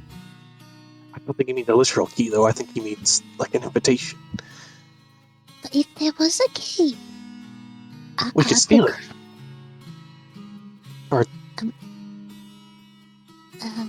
Okay. I was just gonna suggest that I just climb through the keyhole, but Are you small enough for that? okay. Oh, I can turn myself small if you like. I'd talk with my compatriots for a minute, Carper. We'll take a step outside. Can I just ask everyone to... Oh, Wayne, I sent you. if Amanita... Oh, you sent me a few things. If Amanita can get small enough, in theory, she could sneak in. I can. And then you could find out what's going on downstairs. I could maybe try and open the door from the other side. He would see us going down, that's the problem. You need to make sure you don't get spotted by Harper. So, by this point, you realise that Lucy has already got. Oh, great. So, So while this conversation is going on in the group, Charlie, I assume Lucy heads into the door where people are frequenting. Yep. It leads to a staircase down, then a little passageway. At the end of the little passageway, there's a rather burly-looking individual. Not recognizing Lucy, he asks, "Can I help you?" Take out the thing I have. Flash it to him. no! Oh my god. You've not been to this particular establishment before, have you? No, not yet. Yes. Make sure you get the right key next time. I will let you in on this occasion, though. Great.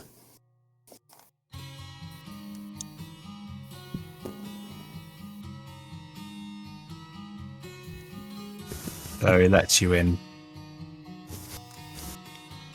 And you enter a room. It's quite smoky because there's people smoking pipes and stuff in there. It's a bit like a lounge, and it's a bit like kind of the old boys club, Blazed, or what here and all that. With this kind of smoking pipes, talking to each other, you know. Kind of tweed jackets and the like, flat caps, and you know, people talking business, and No card players, though, I will add. And as you walk in, and people start to begin to notice this red tiefling that looks a little bit out of sorts in amongst the men and women in the bar, in the club area. Everybody grows silent, like you're the kind of the outsider that's just walked into the locals pub, and everybody's looking at you. What would you like to do? So, who would be top dog around here?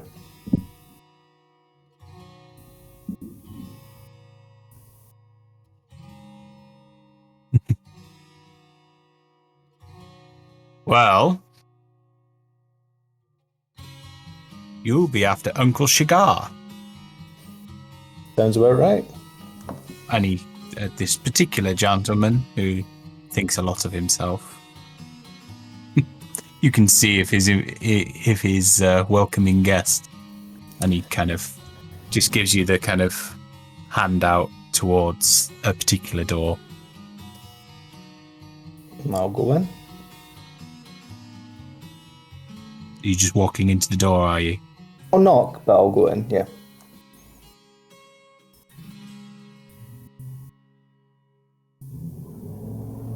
Enter. All right, You Uncle. walk in.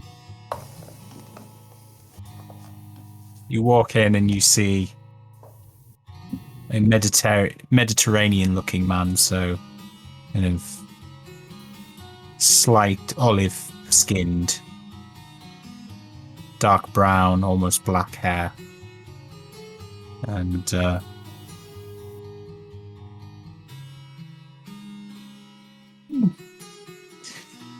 I'm not familiar with your area of the family, nephew, but perhaps you can tell me, whose child are you again? Mothers.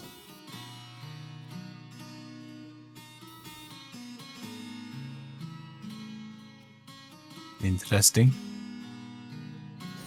I thought I'd pop while I was here. Pop in, say hello. I have some friends upstairs that were welcoming mothers. Well, we are a little bit more select about who we allow entry.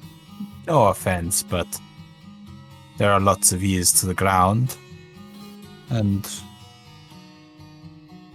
lots of shadow followers have entered the city recently.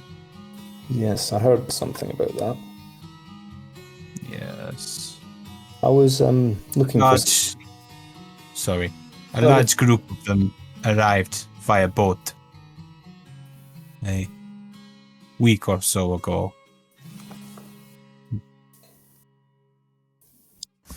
They led our spies tell us that some of the shadow followers led the group east towards Pinch's Palm.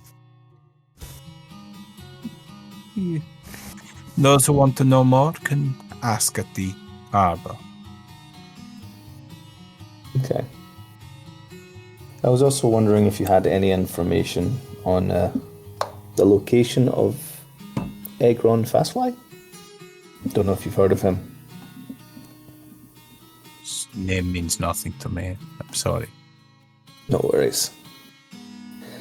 And just for future reference, any way of getting a correct key? Seeing as my one similar but not quite correct. There is a kitchenware dealer in the market square. Brilliant. You can ask there. Great. Well, thank you for your time. I'm sure if anything else comes up, I'm hard to miss. And I'll leave you to it. Indeed, nephew. Thank you for your visit, and Pleasure. pay my regards to Mother when you see her. Will do, Uncle. Pleasure. And then I'll go back upstairs with the rest of them. So, as the group are still debating on what to do, Lucy comes out the door, having had his brief conversation with his uncle. Maybe if we just get like a little cloth or something, cover Amanita up, she can use it as like a little ghost sheet and kind of run through, and maybe she'll get unnoticed. Go unnoticed. I mean, that is fun, but I can't turn into a spider. That also works.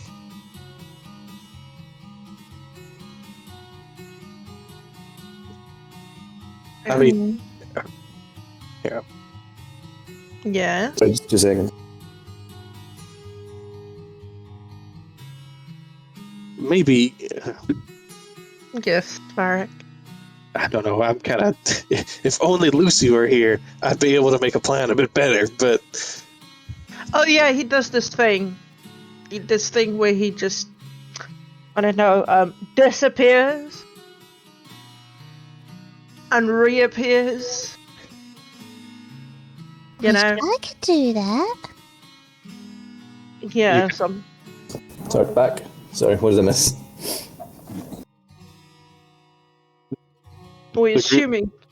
sorry. No. Go ahead, Varric. No, I was just going to tell Charlie what you'd missed. Yeah, We're still go in the middle of debating how to get Amanita downstairs. Alright, so what's been happening? Oh, there just- you are. Hiya. Did it reappear just like you said? I'm My a bit friends magic. can do that too. Yeah. I Are we, can do magic, but I can't do are we not that. friends? I mean, I guess. Sure. Friends. Friends. Yeah, that's all right. Okay, buddy. Yeah. So what are you guys talking about? Are you trying to get into that? That we don't need to bother with that. It's fine. So do you want to tell us where you've done Houdini to now this time? Oh, I went downstairs. Oh, So where we trying to get to, you went to? Yeah.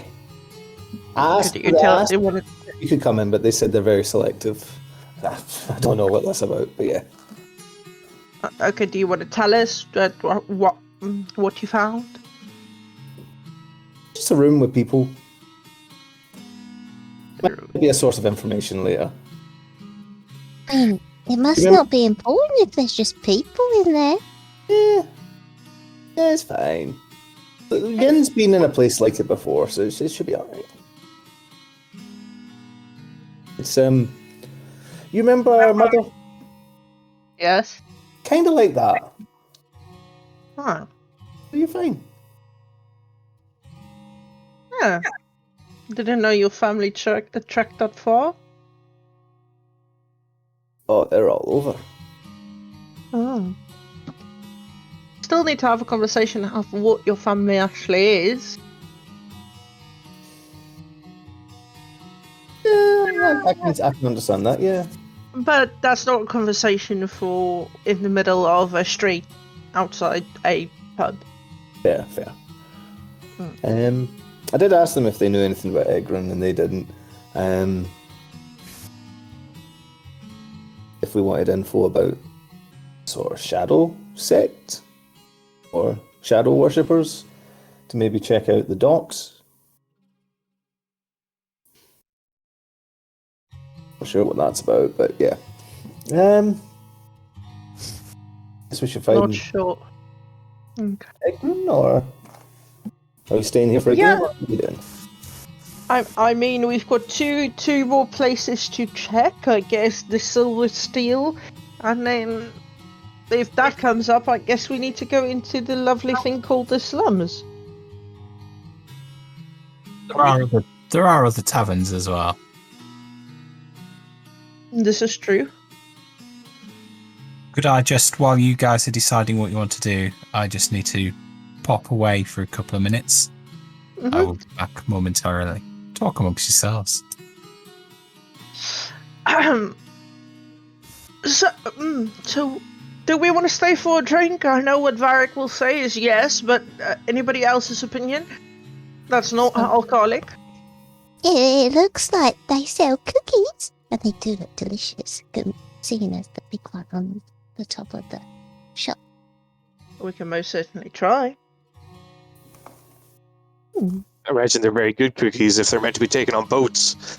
They tend to make special ones where they're like really hard biscuit.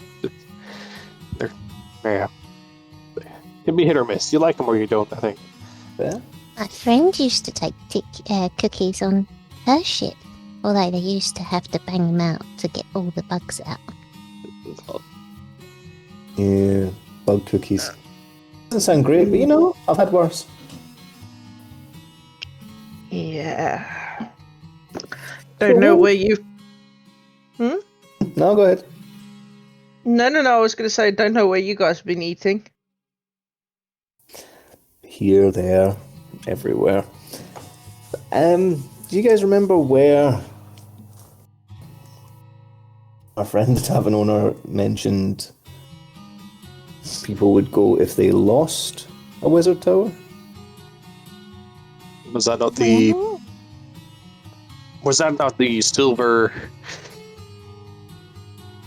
Silver steel or steel something? I can't remember. That's what the high stakes is at the Silver Steel. The gambling slums is where you would go if you've lost some. Sparky's is where the wizards go. Ministry of Ale is where you shouldn't try anything shady. And then Long Way to Gain is something that we can have a look at as well. So probably the slums, maybe? Give them a go at some point. Shall we traverse the pubs first? I think that's always a good idea. I knew you were going to say that, Varric. Yeah. I wonder why, Manita. I wonder why. Nothing wrong with liking a bit of drink, surely. Yeah, but the amount of drink you like is the problem. Hey, we all have things we enjoy, am I right? You like your praying, I don't say that's too much praying, Yin. Or, yeah. You, yeah. You want to continue your argument, or have you lost it already? I've lost it already. Don't worry about it. Cool. Right. You're a better drinker than my friend. She can't handle her drink, even though she thinks she can. That's yeah. I like that. I can handle my drink better than one of Amanita's friends.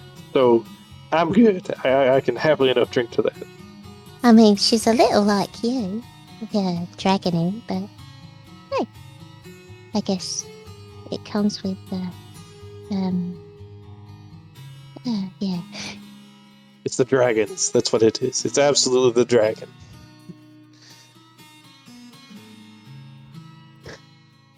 So, I'll just look at him with eyebrow raised. Yeah, like that. Which side are you on? Because it depends on what side you're on whether or not I can see you. So, I mean, can you not see with one eye? Yeah. Like on both sides? he's blind in one eye, isn't he? Yeah. And I mean, it's like you can see.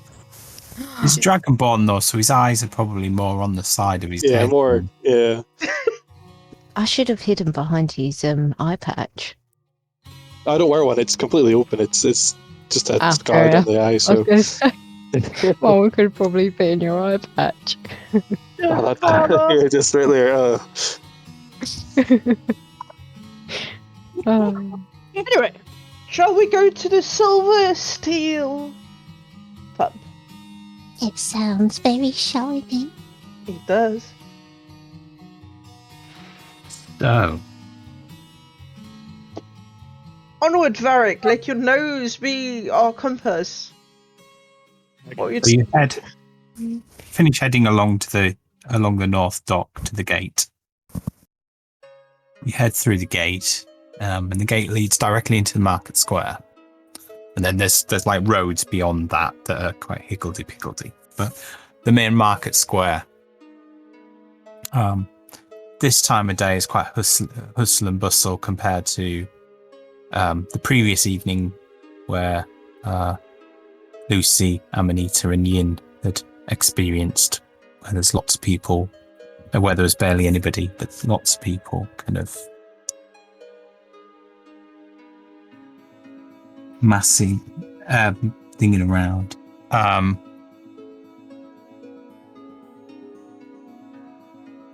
You get so far in and there's a notice board. And Marcus stops. On this notice board is a number of yellowed papyrus posters with people's faces on it. And it's like artists' impressions of people. And it lists a number of people, a number of bounties. There are people that have a bounty on them. And they all say for inquiries, please visit the bounty office in the Emperor's Barracks. But there are 5 particular bounties that are currently up. That are currently being put on people. There are 3 people, all with very similar names, all wanted in connection with a murder.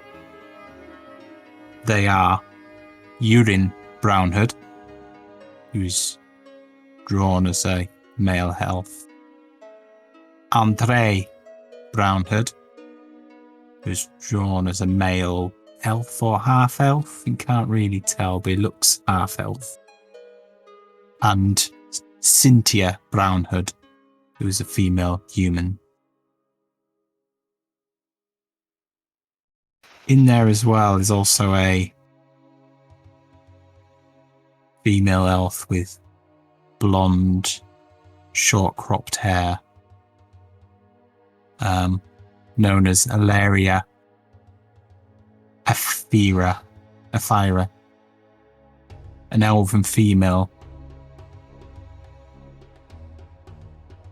wanted for stealing. In fact, I've got her surname wrong, haven't I? I'll have to have a look at her surname. It's not Atheria, though. That's the wrong elven family. And she's wanting on behalf of stealing. And then there is a half-orc man called Domash, wanted for treason. Any of the faces and names familiar? Marcus doesn't answer, he just looks thoughtfully. You alright, Marcus? Yeah. Is it, I'll kind of like, isn't that his sister's Mrs. family?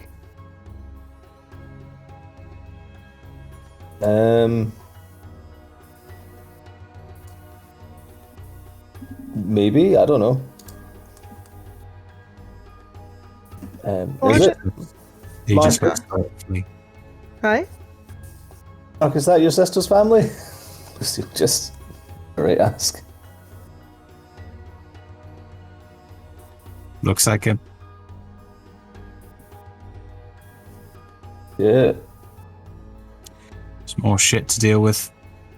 Yep.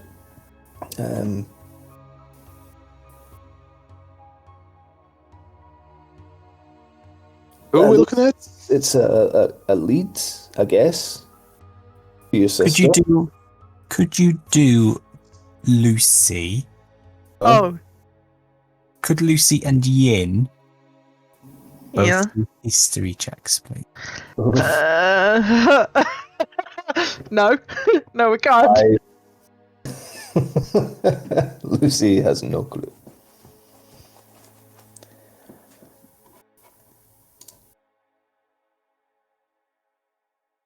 Rolled it too. Okay. No idea. Okay.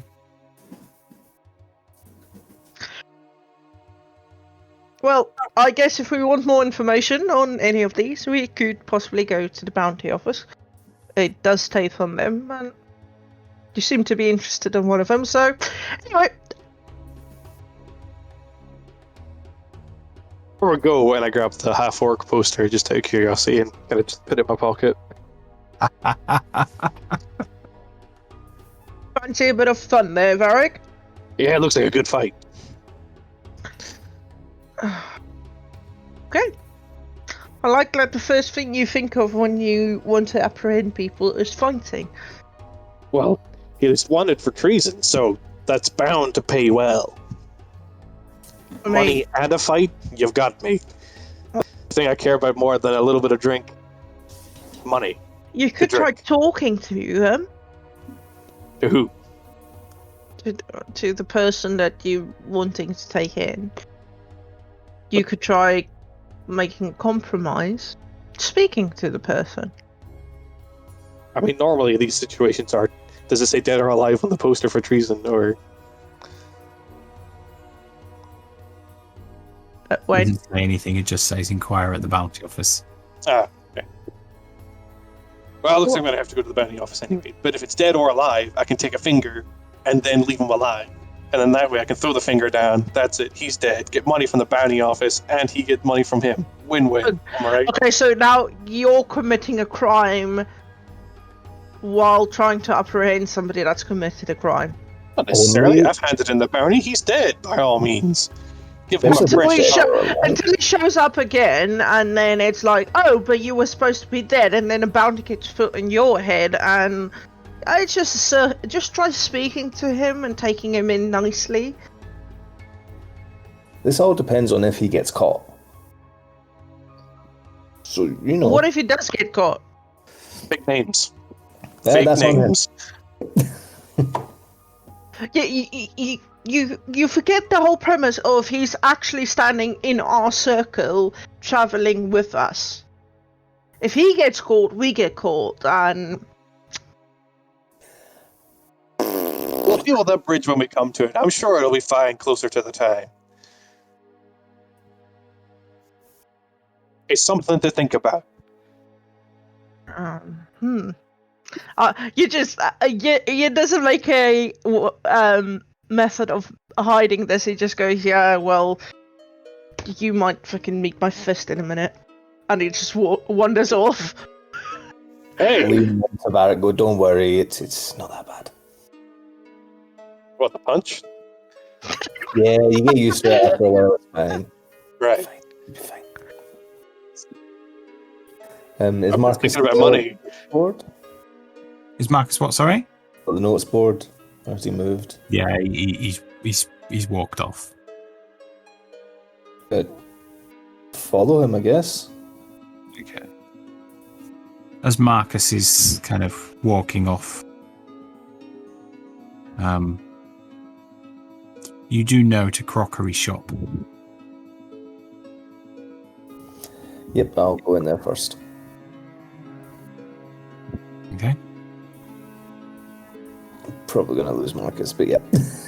Well, I imagine we're all going as a group, so like Lucy would follow Marcus, and then we'd follow Lucy, and then Lucy just goes off on a tangent. I'm just like, Yeah, Marcus is kind of otherwise distracted. Doesn't quite know where he's going. He's just walking to get away from the bounties board, I think. you're friends with him. It might be worth you talking to him. So Lucy heads off. We have just been shipped by the DM. Lucy and Marcus. Yeah. Lucy, anyway, heads into the crockery shop. It is run by a sweet old lady who wants to talk your ear off. Eventually, 1 silver piece light. Okay. You come out with having put an extra thing and its lid into the pants of holding. Lovely, thank you. That bloody I pants. will just confirm to you what that is.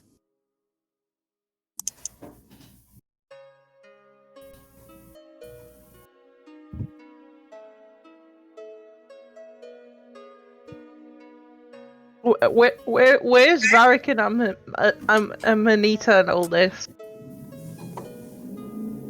I was just following Lucy, so I'm just. No one's where he probably is. perched on someone's shoulder. Don't know whose, but she'll just be perched on one of you guys' shoulder. Oof.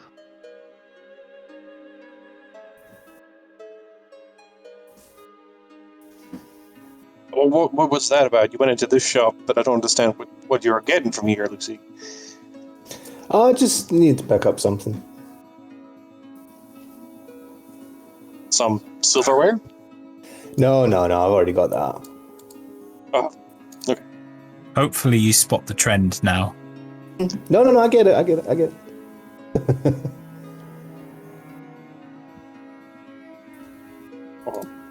So, where's Marcus? Are we going after him, or do we continue on our path? Oh yeah, have you guys kept an eye on where he went? I've been following him, so I don't know if we've just like walked off together.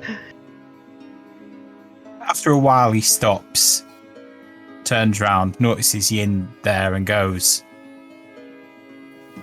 I found the inn. Great. And points over to the other side of the market square. At this.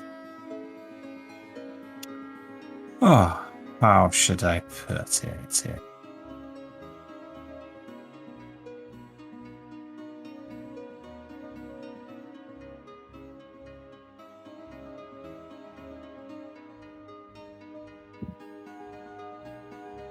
Inn that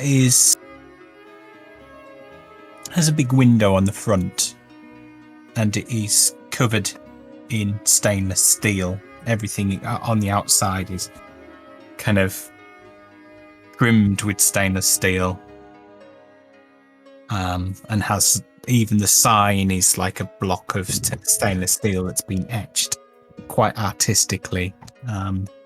It shows one of the kind of steels that you use for sharpening knives, with an array of knives on a table, but somebody's got that in its hand. So it's in the foreground, and then the table and that's in the background. Question: Yeah. is it shiny?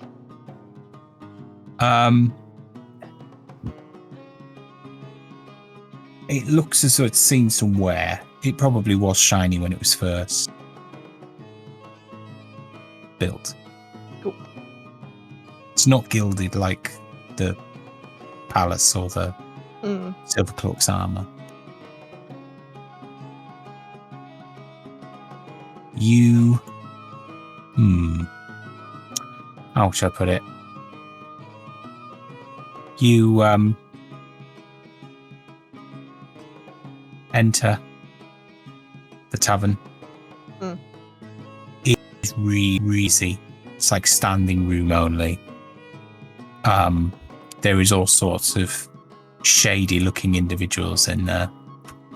You notice that all the bar tables and stools are made of stainless steel. You notice that the bar itself is made of stainless steel.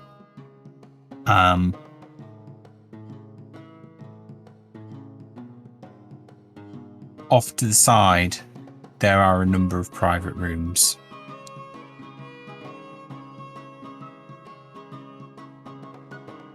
But other than that, it's just absolutely kind of thronged with people. To one side of the bar, there is on the opposite side to the private rooms, there is a number of card tables and quite a few people playing cards. Nobody matching Egron's description though. Right.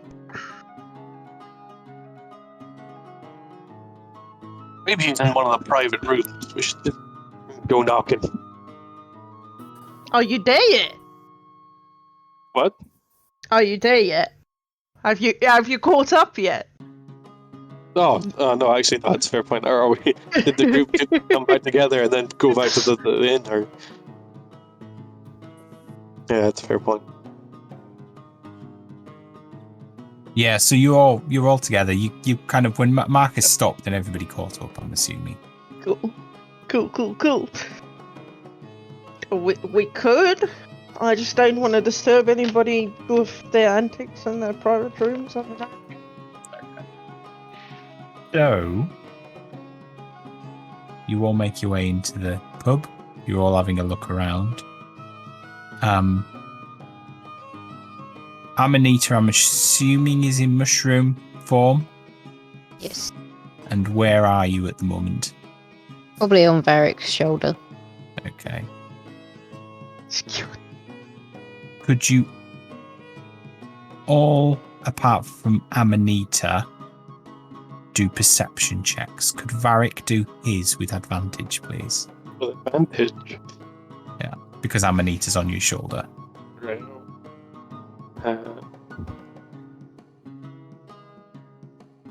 13. 14 is my highest. Okay. Oh.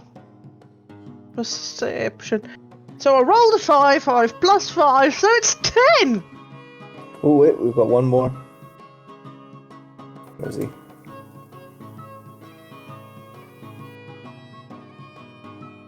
As it loads up. I'm assuming you don't roll for Marcus. Oh, okay. Never mind. So, based on the passive rule that we talked about, Okay. because this is something detrimental.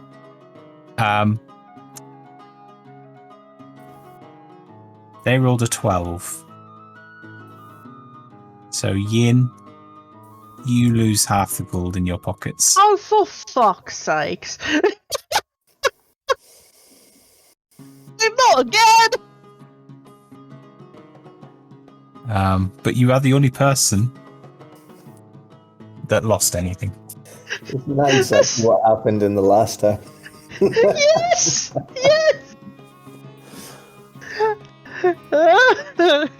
that was when you were walking home. You lost everything, didn't you? What happened? You remember when we first arrived? Yeah. I paid the hands and you got... Yeah. You were the only one that didn't roll high enough. Oh. So, for that advantage, I would have lost a lot of my money as well. Like, so. Yeah. So I would say nobody rolled high enough to physically notice. Well, you were aware enough to cover your pockets, is all I would say. You didn't see anybody trying to pickpocket you. So Yin hasn't noticed yet. So Lucy's just walking in holding his crotch. It's a kind of intimidation, rather. So it just looks like you're just protecting yourself because everyone's like, "Oh, what's wrong with this guy?" Yeah, they would have went for your pockets. So if you had nothing in your pockets, they would have took half of nothing. But And the only person I would assume that has got an excuse for that is, or they would have went for your bag if you had a bag. I mean, Lucy, it's not very often that a pickpocket will go in and try and grope you. You did that, and it happened many times. Not only that, but when they It was do, tried it's just like the many hand times. vanishes into the bag. Like that's Oh, the wait. thing. I'll put this in a different way. It's not very often a pickpocket that doesn't have bright red hair and horns tries to pickpocket you and grope you at the same time. Fair. Oh, Jesus. Oh. So you just get a little snort then. I think that's a first. Anyway. So, what are you doing? Heading up to the private rooms, or heading over to them anyway. The private room? So are they like closed doors or like curtains? They're closed doors. There's a window in each one of them. You can look through the window. A dragon punch. Yeah. I just start peering in the windows just to see if we're looking for our guy. Okay, could you do an investigation check, please? Can do. Oh, Jesus. We all do that? Or... If you want to look through the windows, you do an investigation check. Yeah, that'd be funny. Why not? 10. So you find 3 empty rooms, Varric. 14? Empty rooms. One of them looks as though it's made out to be an office. Lucy, you notice a bookshelf and some books on the desk in the one that looks like an office. Can I open the door? It is currently locked. Amanita, can you see anything in these rooms? I'll probably call over to Amanita and say, you know how you were talking about going into locks and things? Ah, Can you open them or just go through them?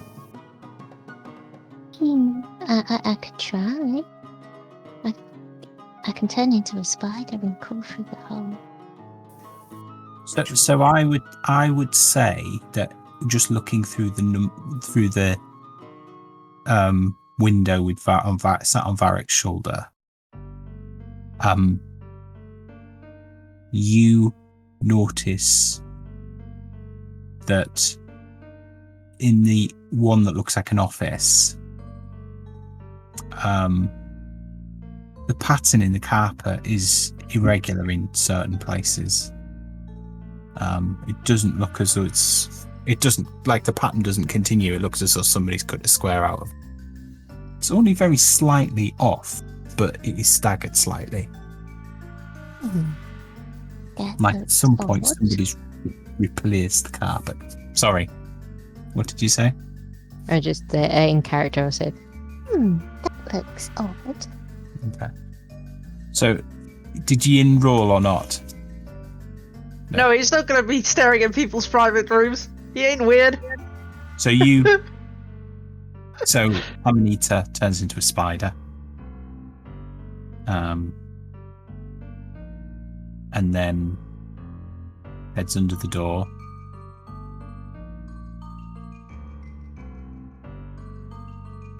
And you'll probably turn into her fairy self and then try and open the door from her side.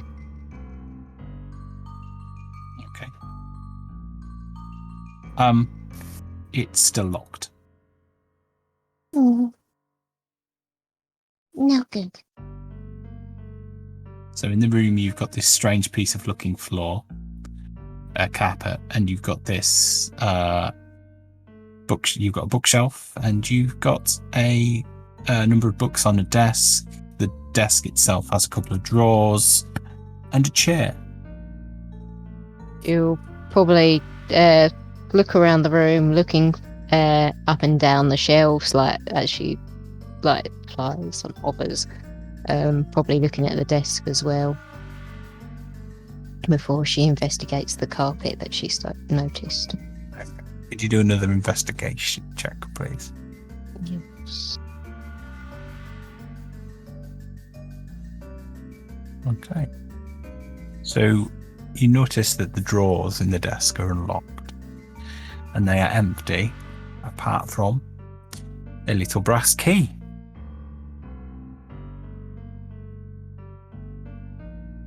She'll just put it in her little tiny pocket. Okay.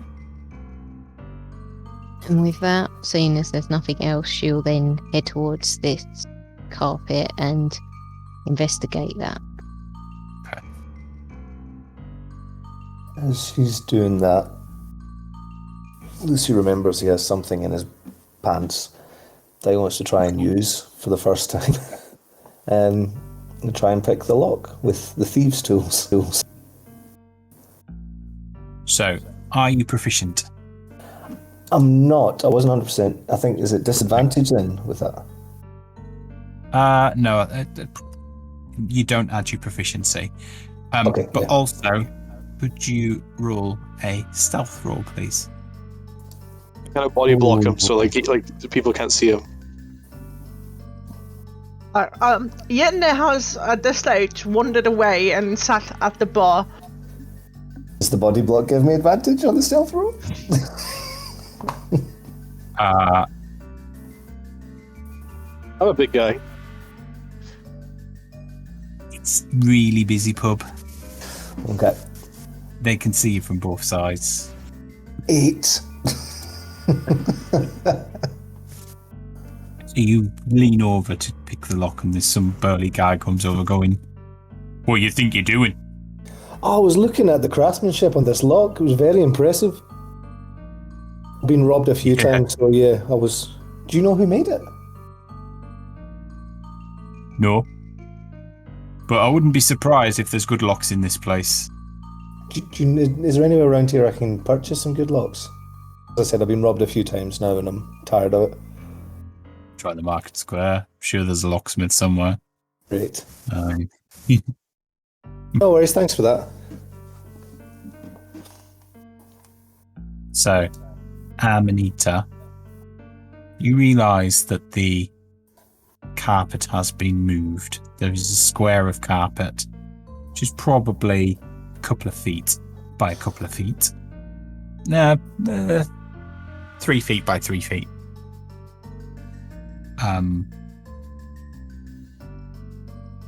So about almost a meter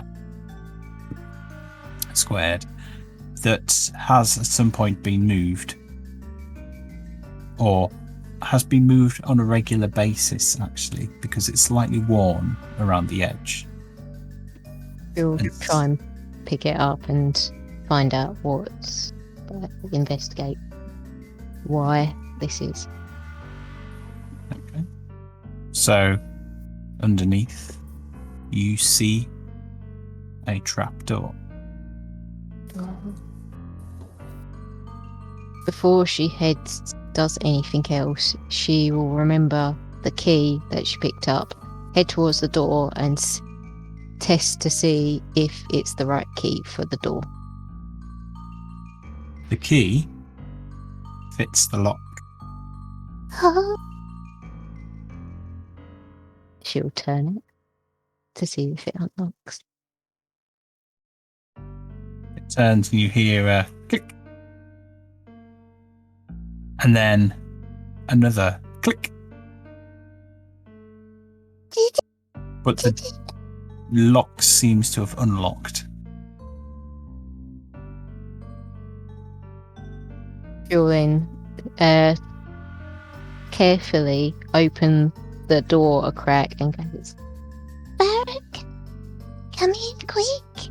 Be quiet. We mustn't let anyone know we're coming in.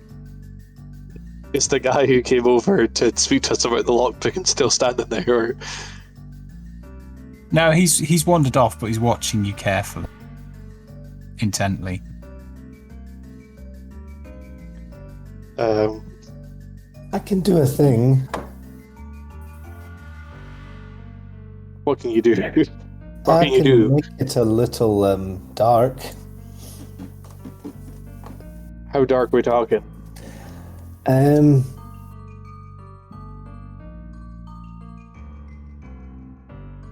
I double check, but I think it's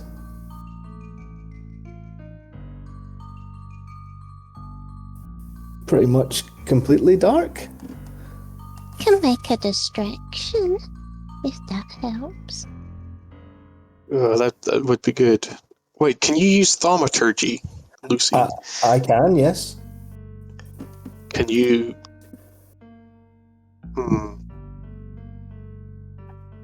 I don't know the limitations of thaumaturgy, so I'm just like,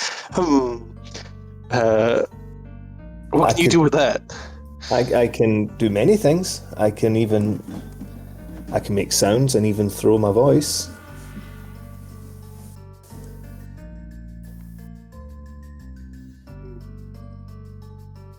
What about then, like you scream and then you stand it to the other side the bar, and we can slip in while you're screaming. Okay, so at the other end would that be where the card players were? The other end of the bar. Yeah, the other end. So I'll use thaumaturgy and I'll screaming will make it go, "You cheating bastard!" Ah! You know where they are. So at that point, a bit of a fight breaks out at the other end of the bar.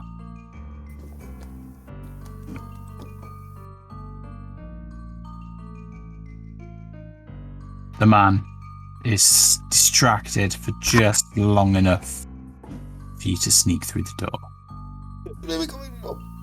So yeah, just slip in very, very quickly, just do. Mal will shut the door behind him, making sure no one else saw. Okay. The door shuts, and you hear it as it shuts. Should we relock it?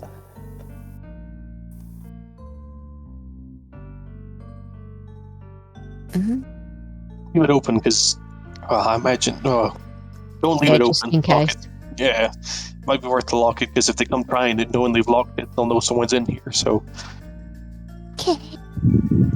With that, she'll lock it. is Yinran with us, or is Yinran still outside? Yenran is sat at the bar drinking. Oh, standing at the bar drinking. So you go to lock the door.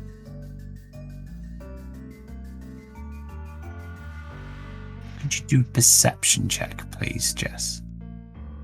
Alright, I can. Just got to load up things.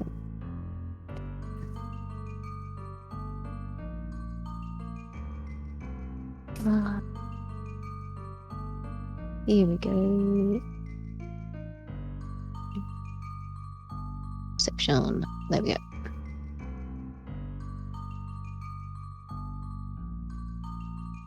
The lock doesn't quite feel like it did when you unlocked it. You turn the key, and there seems to be quite a bit of resistance. And then you sense that if you turn any further to lock the door, the key will break. I can't lock the door. If I turn it anymore, it might break. Keys are very fragile, you know. Oh.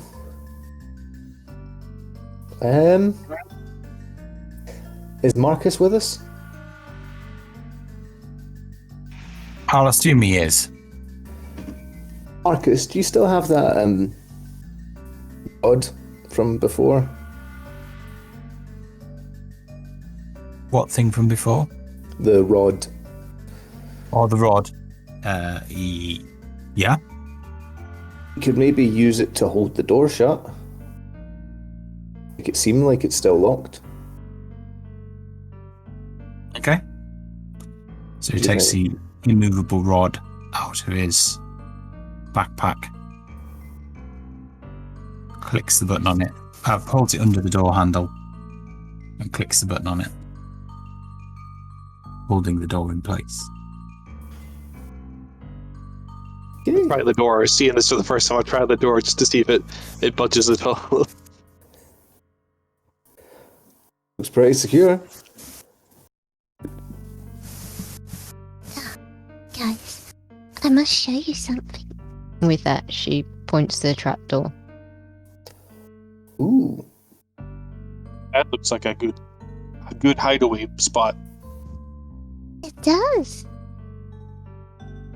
Do we check it out? I think it'd be a good idea. I kind of like so you've already uncovered it from the carpet and stuff. So I can just go up to. Is it locked at all, or is it just like? Are you checking it? Yeah, I'm checking it. Yeah. Locked. Barely budges. Try the key again, but in this one. I think that'd be a good idea. Does not fit. Should I try my thieves' tools again? You can certainly try. Yeah, I'll give it a go. Why not?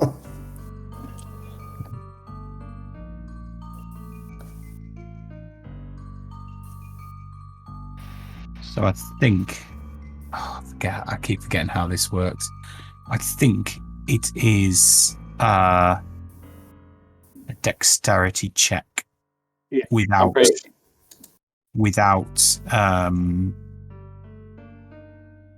So it's straight D20 plus your dexterity modifier.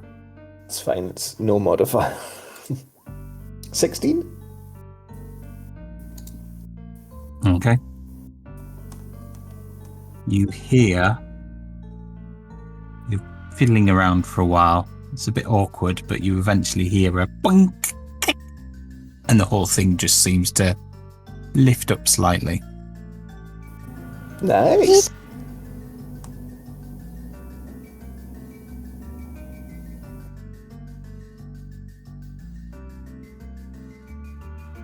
Ooh. Down there. Yeah, I guess we go down. Yeah, why not? Okay, poke open the head. Okay. Could you all roll a perception check, please? Do you need one for Marcus as well?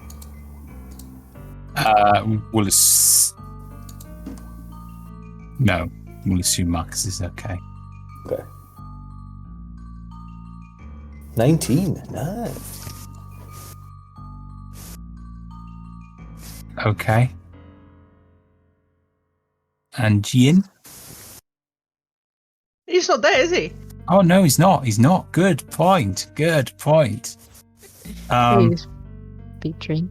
So, could Lucy do a dexterity save, please?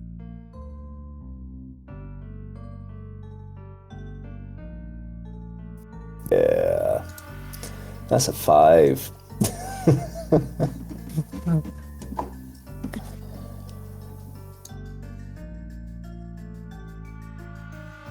Oh no. Oh.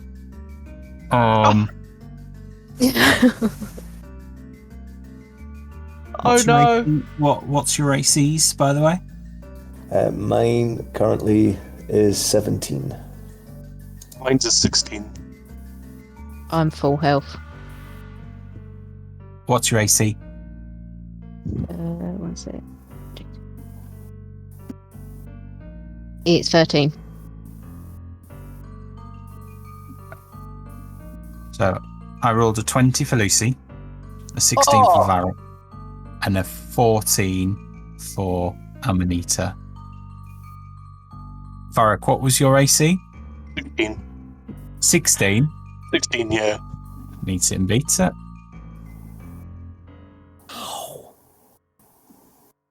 So,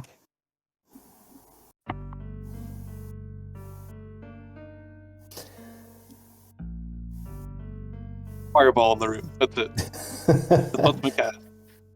Don't worry, it's usually me that does that. So Lucy takes 13 poison damage.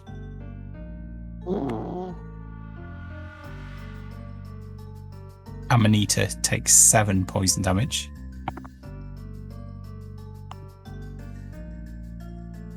And Varek takes 6 poison damage. I haven't applied any immunities or resistance to that, so if you are. So, as Varek lifts up the lid, a whole load of poison darts fly out of the side of the room.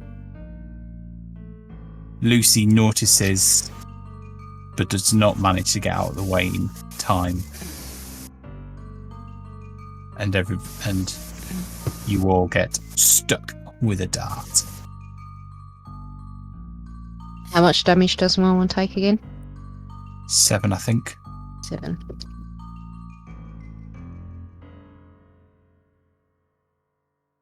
Alright, I'm just reading up my stuff. I've not had to do this before. Everyone okay? Okay. Yeah, I'm all good. Yeah.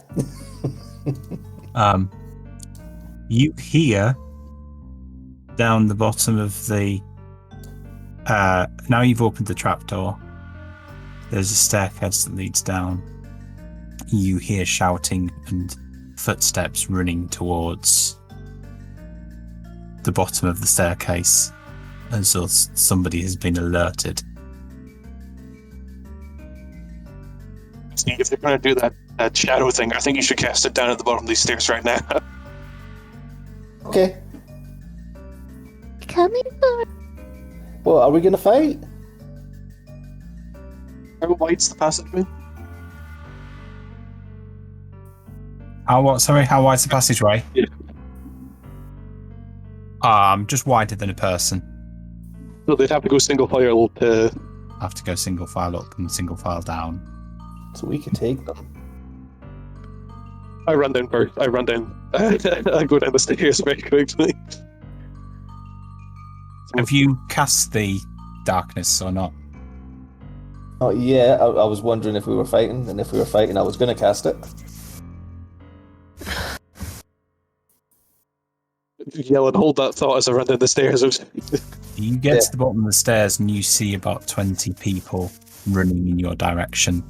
It leads you into a large room filled with shelves in torchlight, and no windows, and you see about 20 people dashing towards you, weapons in hand. They're coming through the tight alleyway, right? So you come down the stairs, and that just leads into a big room. Oh.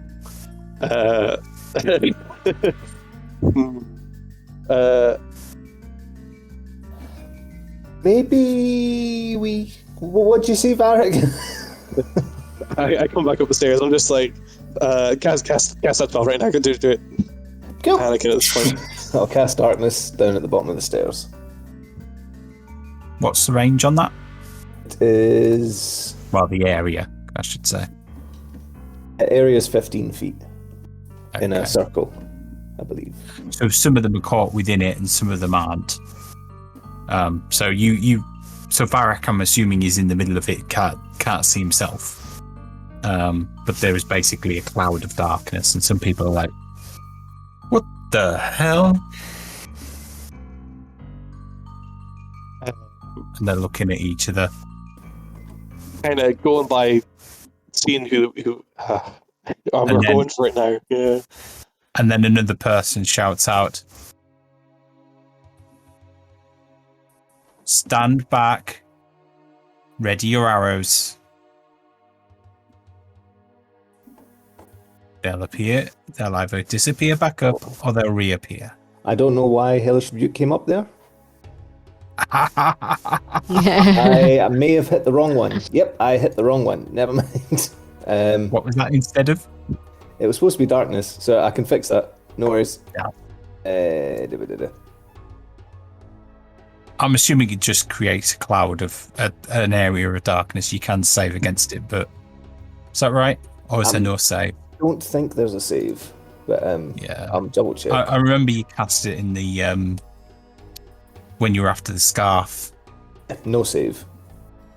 Okay, that's fine. That's fine. So there's people in the dark. There's people in there, but they're starting to kind of fall back.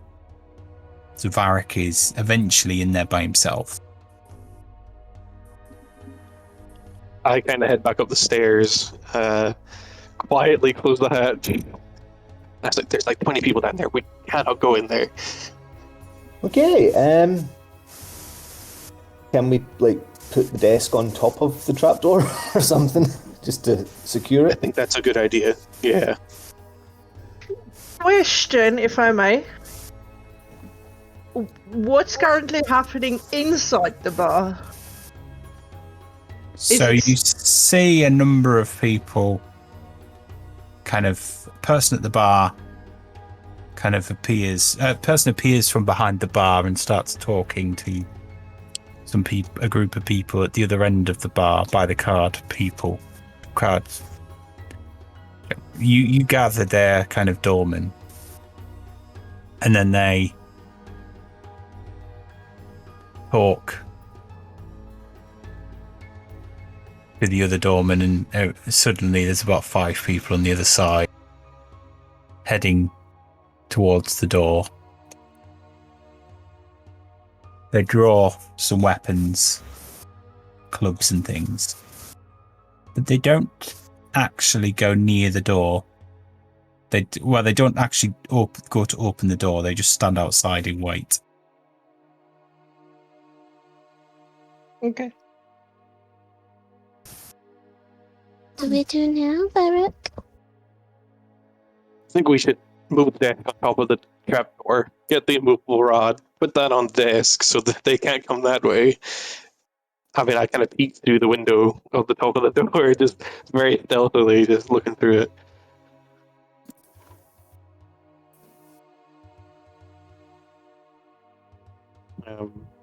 Yeah, so I think it's through the door. I can see that the people at the 5 like doormen.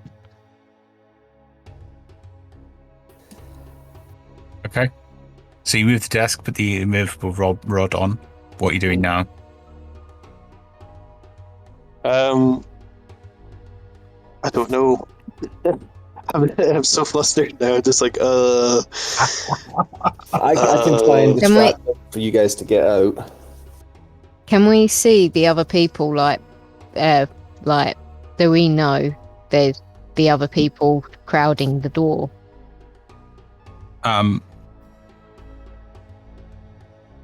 It depends on whether or not the darkness spell has gone. If the darkness spell's still there, they're waiting around in readiness. Oh no, sorry. I mean, so that's down at the bottom of the trapdoor, right? So we can't see that anymore because that door, that hatch is closed. Yeah. So there's nobody. So as long as that darkness spell is still being cast by Lucy, there is nobody coming up the stairs. However, there is a group of people stood in wait outside the door. You are aware they are there because you How can see many? through the window. Any roughly? Is there 5 or is 6. there a window in that room? Not a window out into the public now. And the distance from the room to like the front door of the place, how far is that? 40, 50 feet. Okay. It can distract them.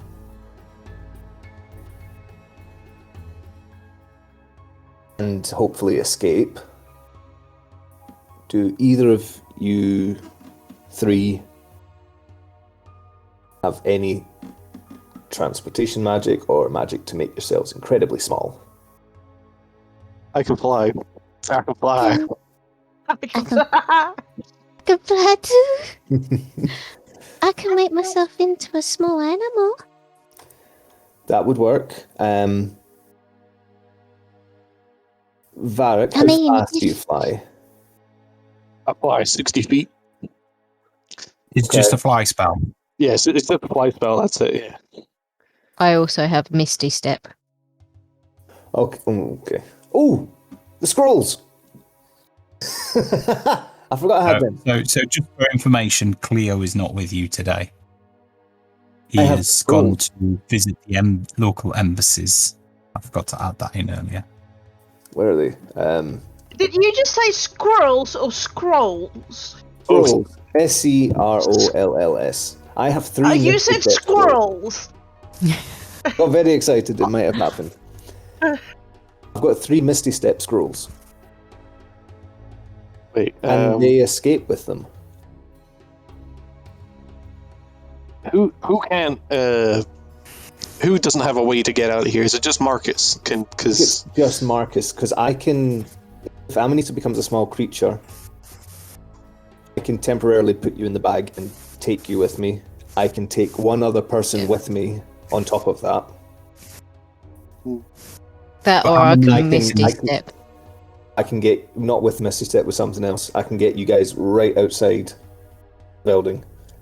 It's just Marcus. Or Varric. I think just. Why doesn't Amanita take herself? You could use the same idea with Marcus, because he will fit in the bag if there's enough room. If not, you're gonna have to dump some stuff. I think. How big's Marcus? 6 foot. I should. So I should have enough room. I mean, there's another way I can do something, but it all depends on. I can summon a fae, and if I'm lucky enough, I can get a pixie, and that pixie can then polymorph someone. We could try that first if you want.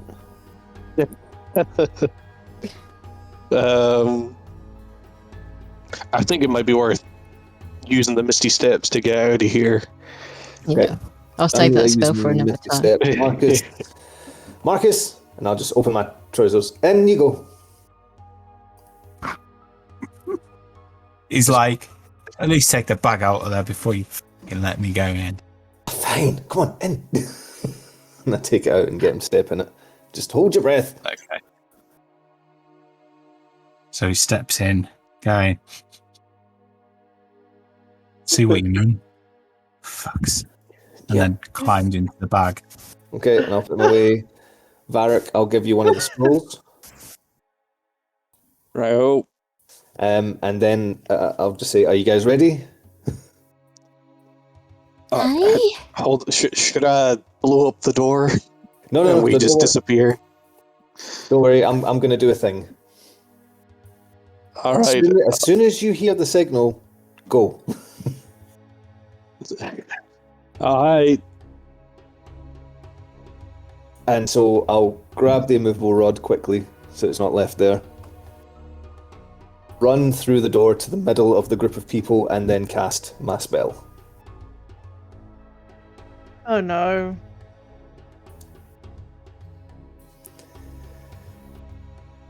Constitution save for all of them. All of who? All of the people that are outside the door. Including public. Whoever's around me, because I think it's within 10 feet. Double check. Where are you thunderstepping to? Right outside the door. Outside the door. The main The door that you're moving. Outside the pub. Yeah, outside the pub. Okay. So I'm not going to assume this is going to go to a fight. I'm going to assume that you knock them flying.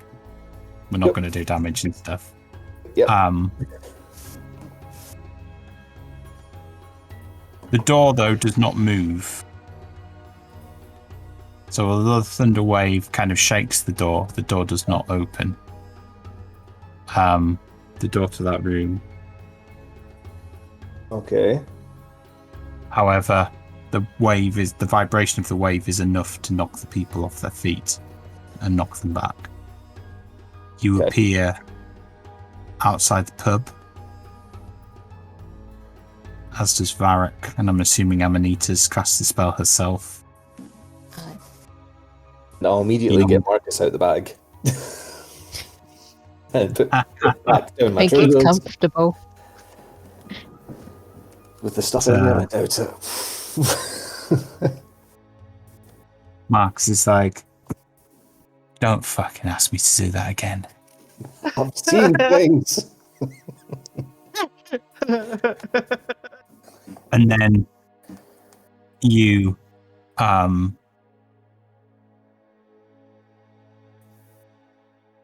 pull up. Then Yin eventually, I assume, makes his way out of the pub. I sent you a thing. Oh no, you sent me a thing instead. I did. Alright. Ian just sits at the bar, drinking whiskey, watching it all unfold. Just casually sat. So is there anything Yin would like to do while... Nah, he's just having a moment to himself. Okay. So there is people at the other end of the bar playing cards. Does anybody look familiar? No. What are they doing? Except playing cards. Are they looking suspicious? A couple of them are. A couple of them look quite naive. Okay. Just observing for anything funky. Okay. A couple of them do look like wizards. You're a wizard, Harry. I'm sorry. Yeah,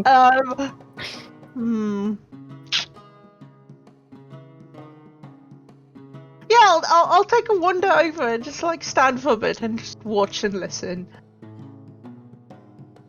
That's what I'll do for now. Sorry guys, I'll be back in just 2 seconds. Just very quick. Cool. Can I just say, my one of my youngest child, he is obsessed with lizards.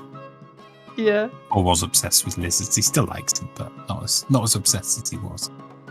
And it's still his favourite animal though. And he actually has a Harry Potter t-shirt with "You're a lizard, Harry." Oh, that's amazing. He's got like a lizard dressed up as a wizard. That is. I've just realised something that makes what Lucy did a bit worse. Because Amanita and Varric both use Misty Step, Marcus didn't need to go into the pants of holding. Could have just carried him. Yeah. Oh yeah. I was going to say something, but I thought, Joe, what? No. We'll assume that was just... Let's play it out. We'll assume Marcus thought you were going to use one of the Misty Step scrolls and then you used Thunderstep. Yeah. Which probably picked it over. We used a Misty Step scroll for no reason, but... Yep. Sorry, Marcus. Hi-ho. He cast the use the scroll to cast the spell, but I just went straight into the bag instead. Yeah. I've not actually got to Marcus's exit yet. So, what would you like? So we've got 15 minutes left, maximum. Do you want to call it a day there, or is there anything else you want to do before we do? I mean, Amanita's after they got out, Amanita's just like going, oh, it's fun. And she hasn't realised that she's in her fairy form still.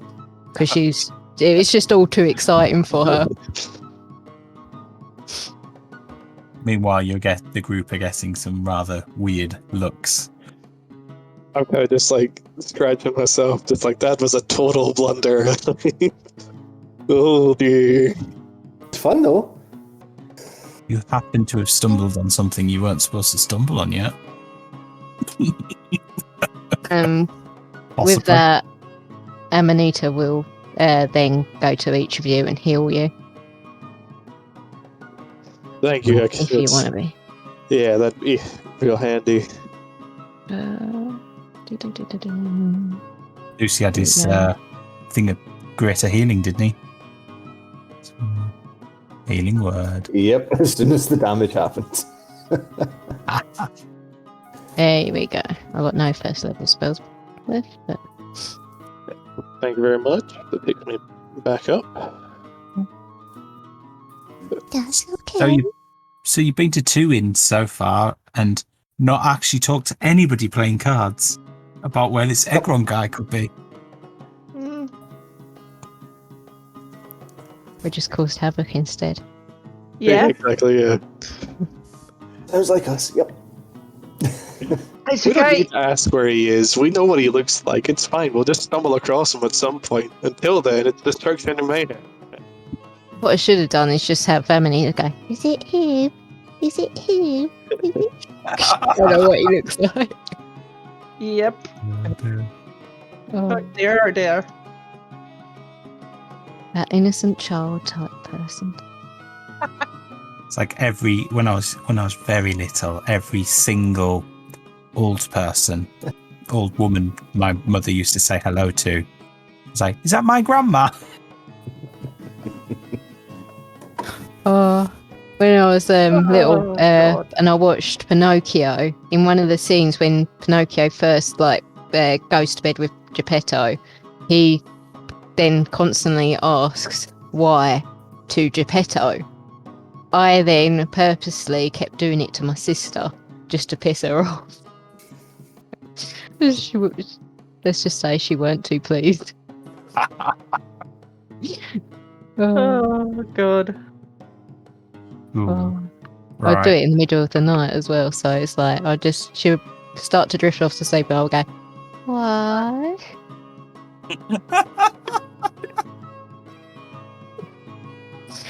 Oh. Oh, I love that. Cool. So you've Amazing. just left the pub. Mm-hmm. Is there anything else you would like to do before we? I don't think Slightly. we can leave the pub. Like, I mean, you're in. It's still in there, so it depends on. Oh yeah, Yinny's still in there. So- Walking through the big window. I mean, technically, they don't know that we went in the room. They don't know who went in the room. We could just walk back in as if nothing happened. So there was the conversation with Lucy, who was when he was trying to kick the lock. I was right there as well. So I can disguise myself as a complete stranger. I cannot. Random person. I'll And just maybe I will add. The group now appear to have lost the immovable rod. Oh, I told you, I think. Oh, before we left. Yeah. Yeah, I grabbed it before. Okay, fine. I'll accept that. We Which moved the I thought desk, we put the immovable rod on the desk, and then just before Lucy left the room, he picked it up and then went out the door. Cool. What is the card playing wizards talking about? Anything interesting? They just look like wizards playing cards. One of them looks a bit shady. The other one looks shady. a bit naive. Yeah, it's like an old wizard and his apprentice, really. Okay. Well, if we want to leave it there, I'll come back to next session and then we can. Because I have a couple of questions. Okay. As soon as Leave it Lucy there. says that he will disguise himself as somebody else.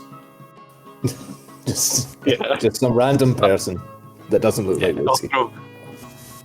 I'll throw my hood up as well. Guys, seeing that note, I'm just like, oh, that's it, hiding away. Amanita won't. Hasn't even realised at all. She's just walking in as her fairy self and not realised. She's too excited and jumping about like this. She's not had this much energy in a long time. So she's an excitable child. Cool. So that's where we'll pick it up next. Amazing. Interesting session. Very. I was panicking so hard. I was gonna thunderwave the door and have it blow up and scatter everywhere, and then run out the door. I was I think really trying to panic. I kind of worried that the new people in the group would find this group a bit chaotic, but I think they've made it even more chaotic. Yeah. I get that a lot. Yeah! Like, oh god. We travel and roll, our intentions are good. Maybe we find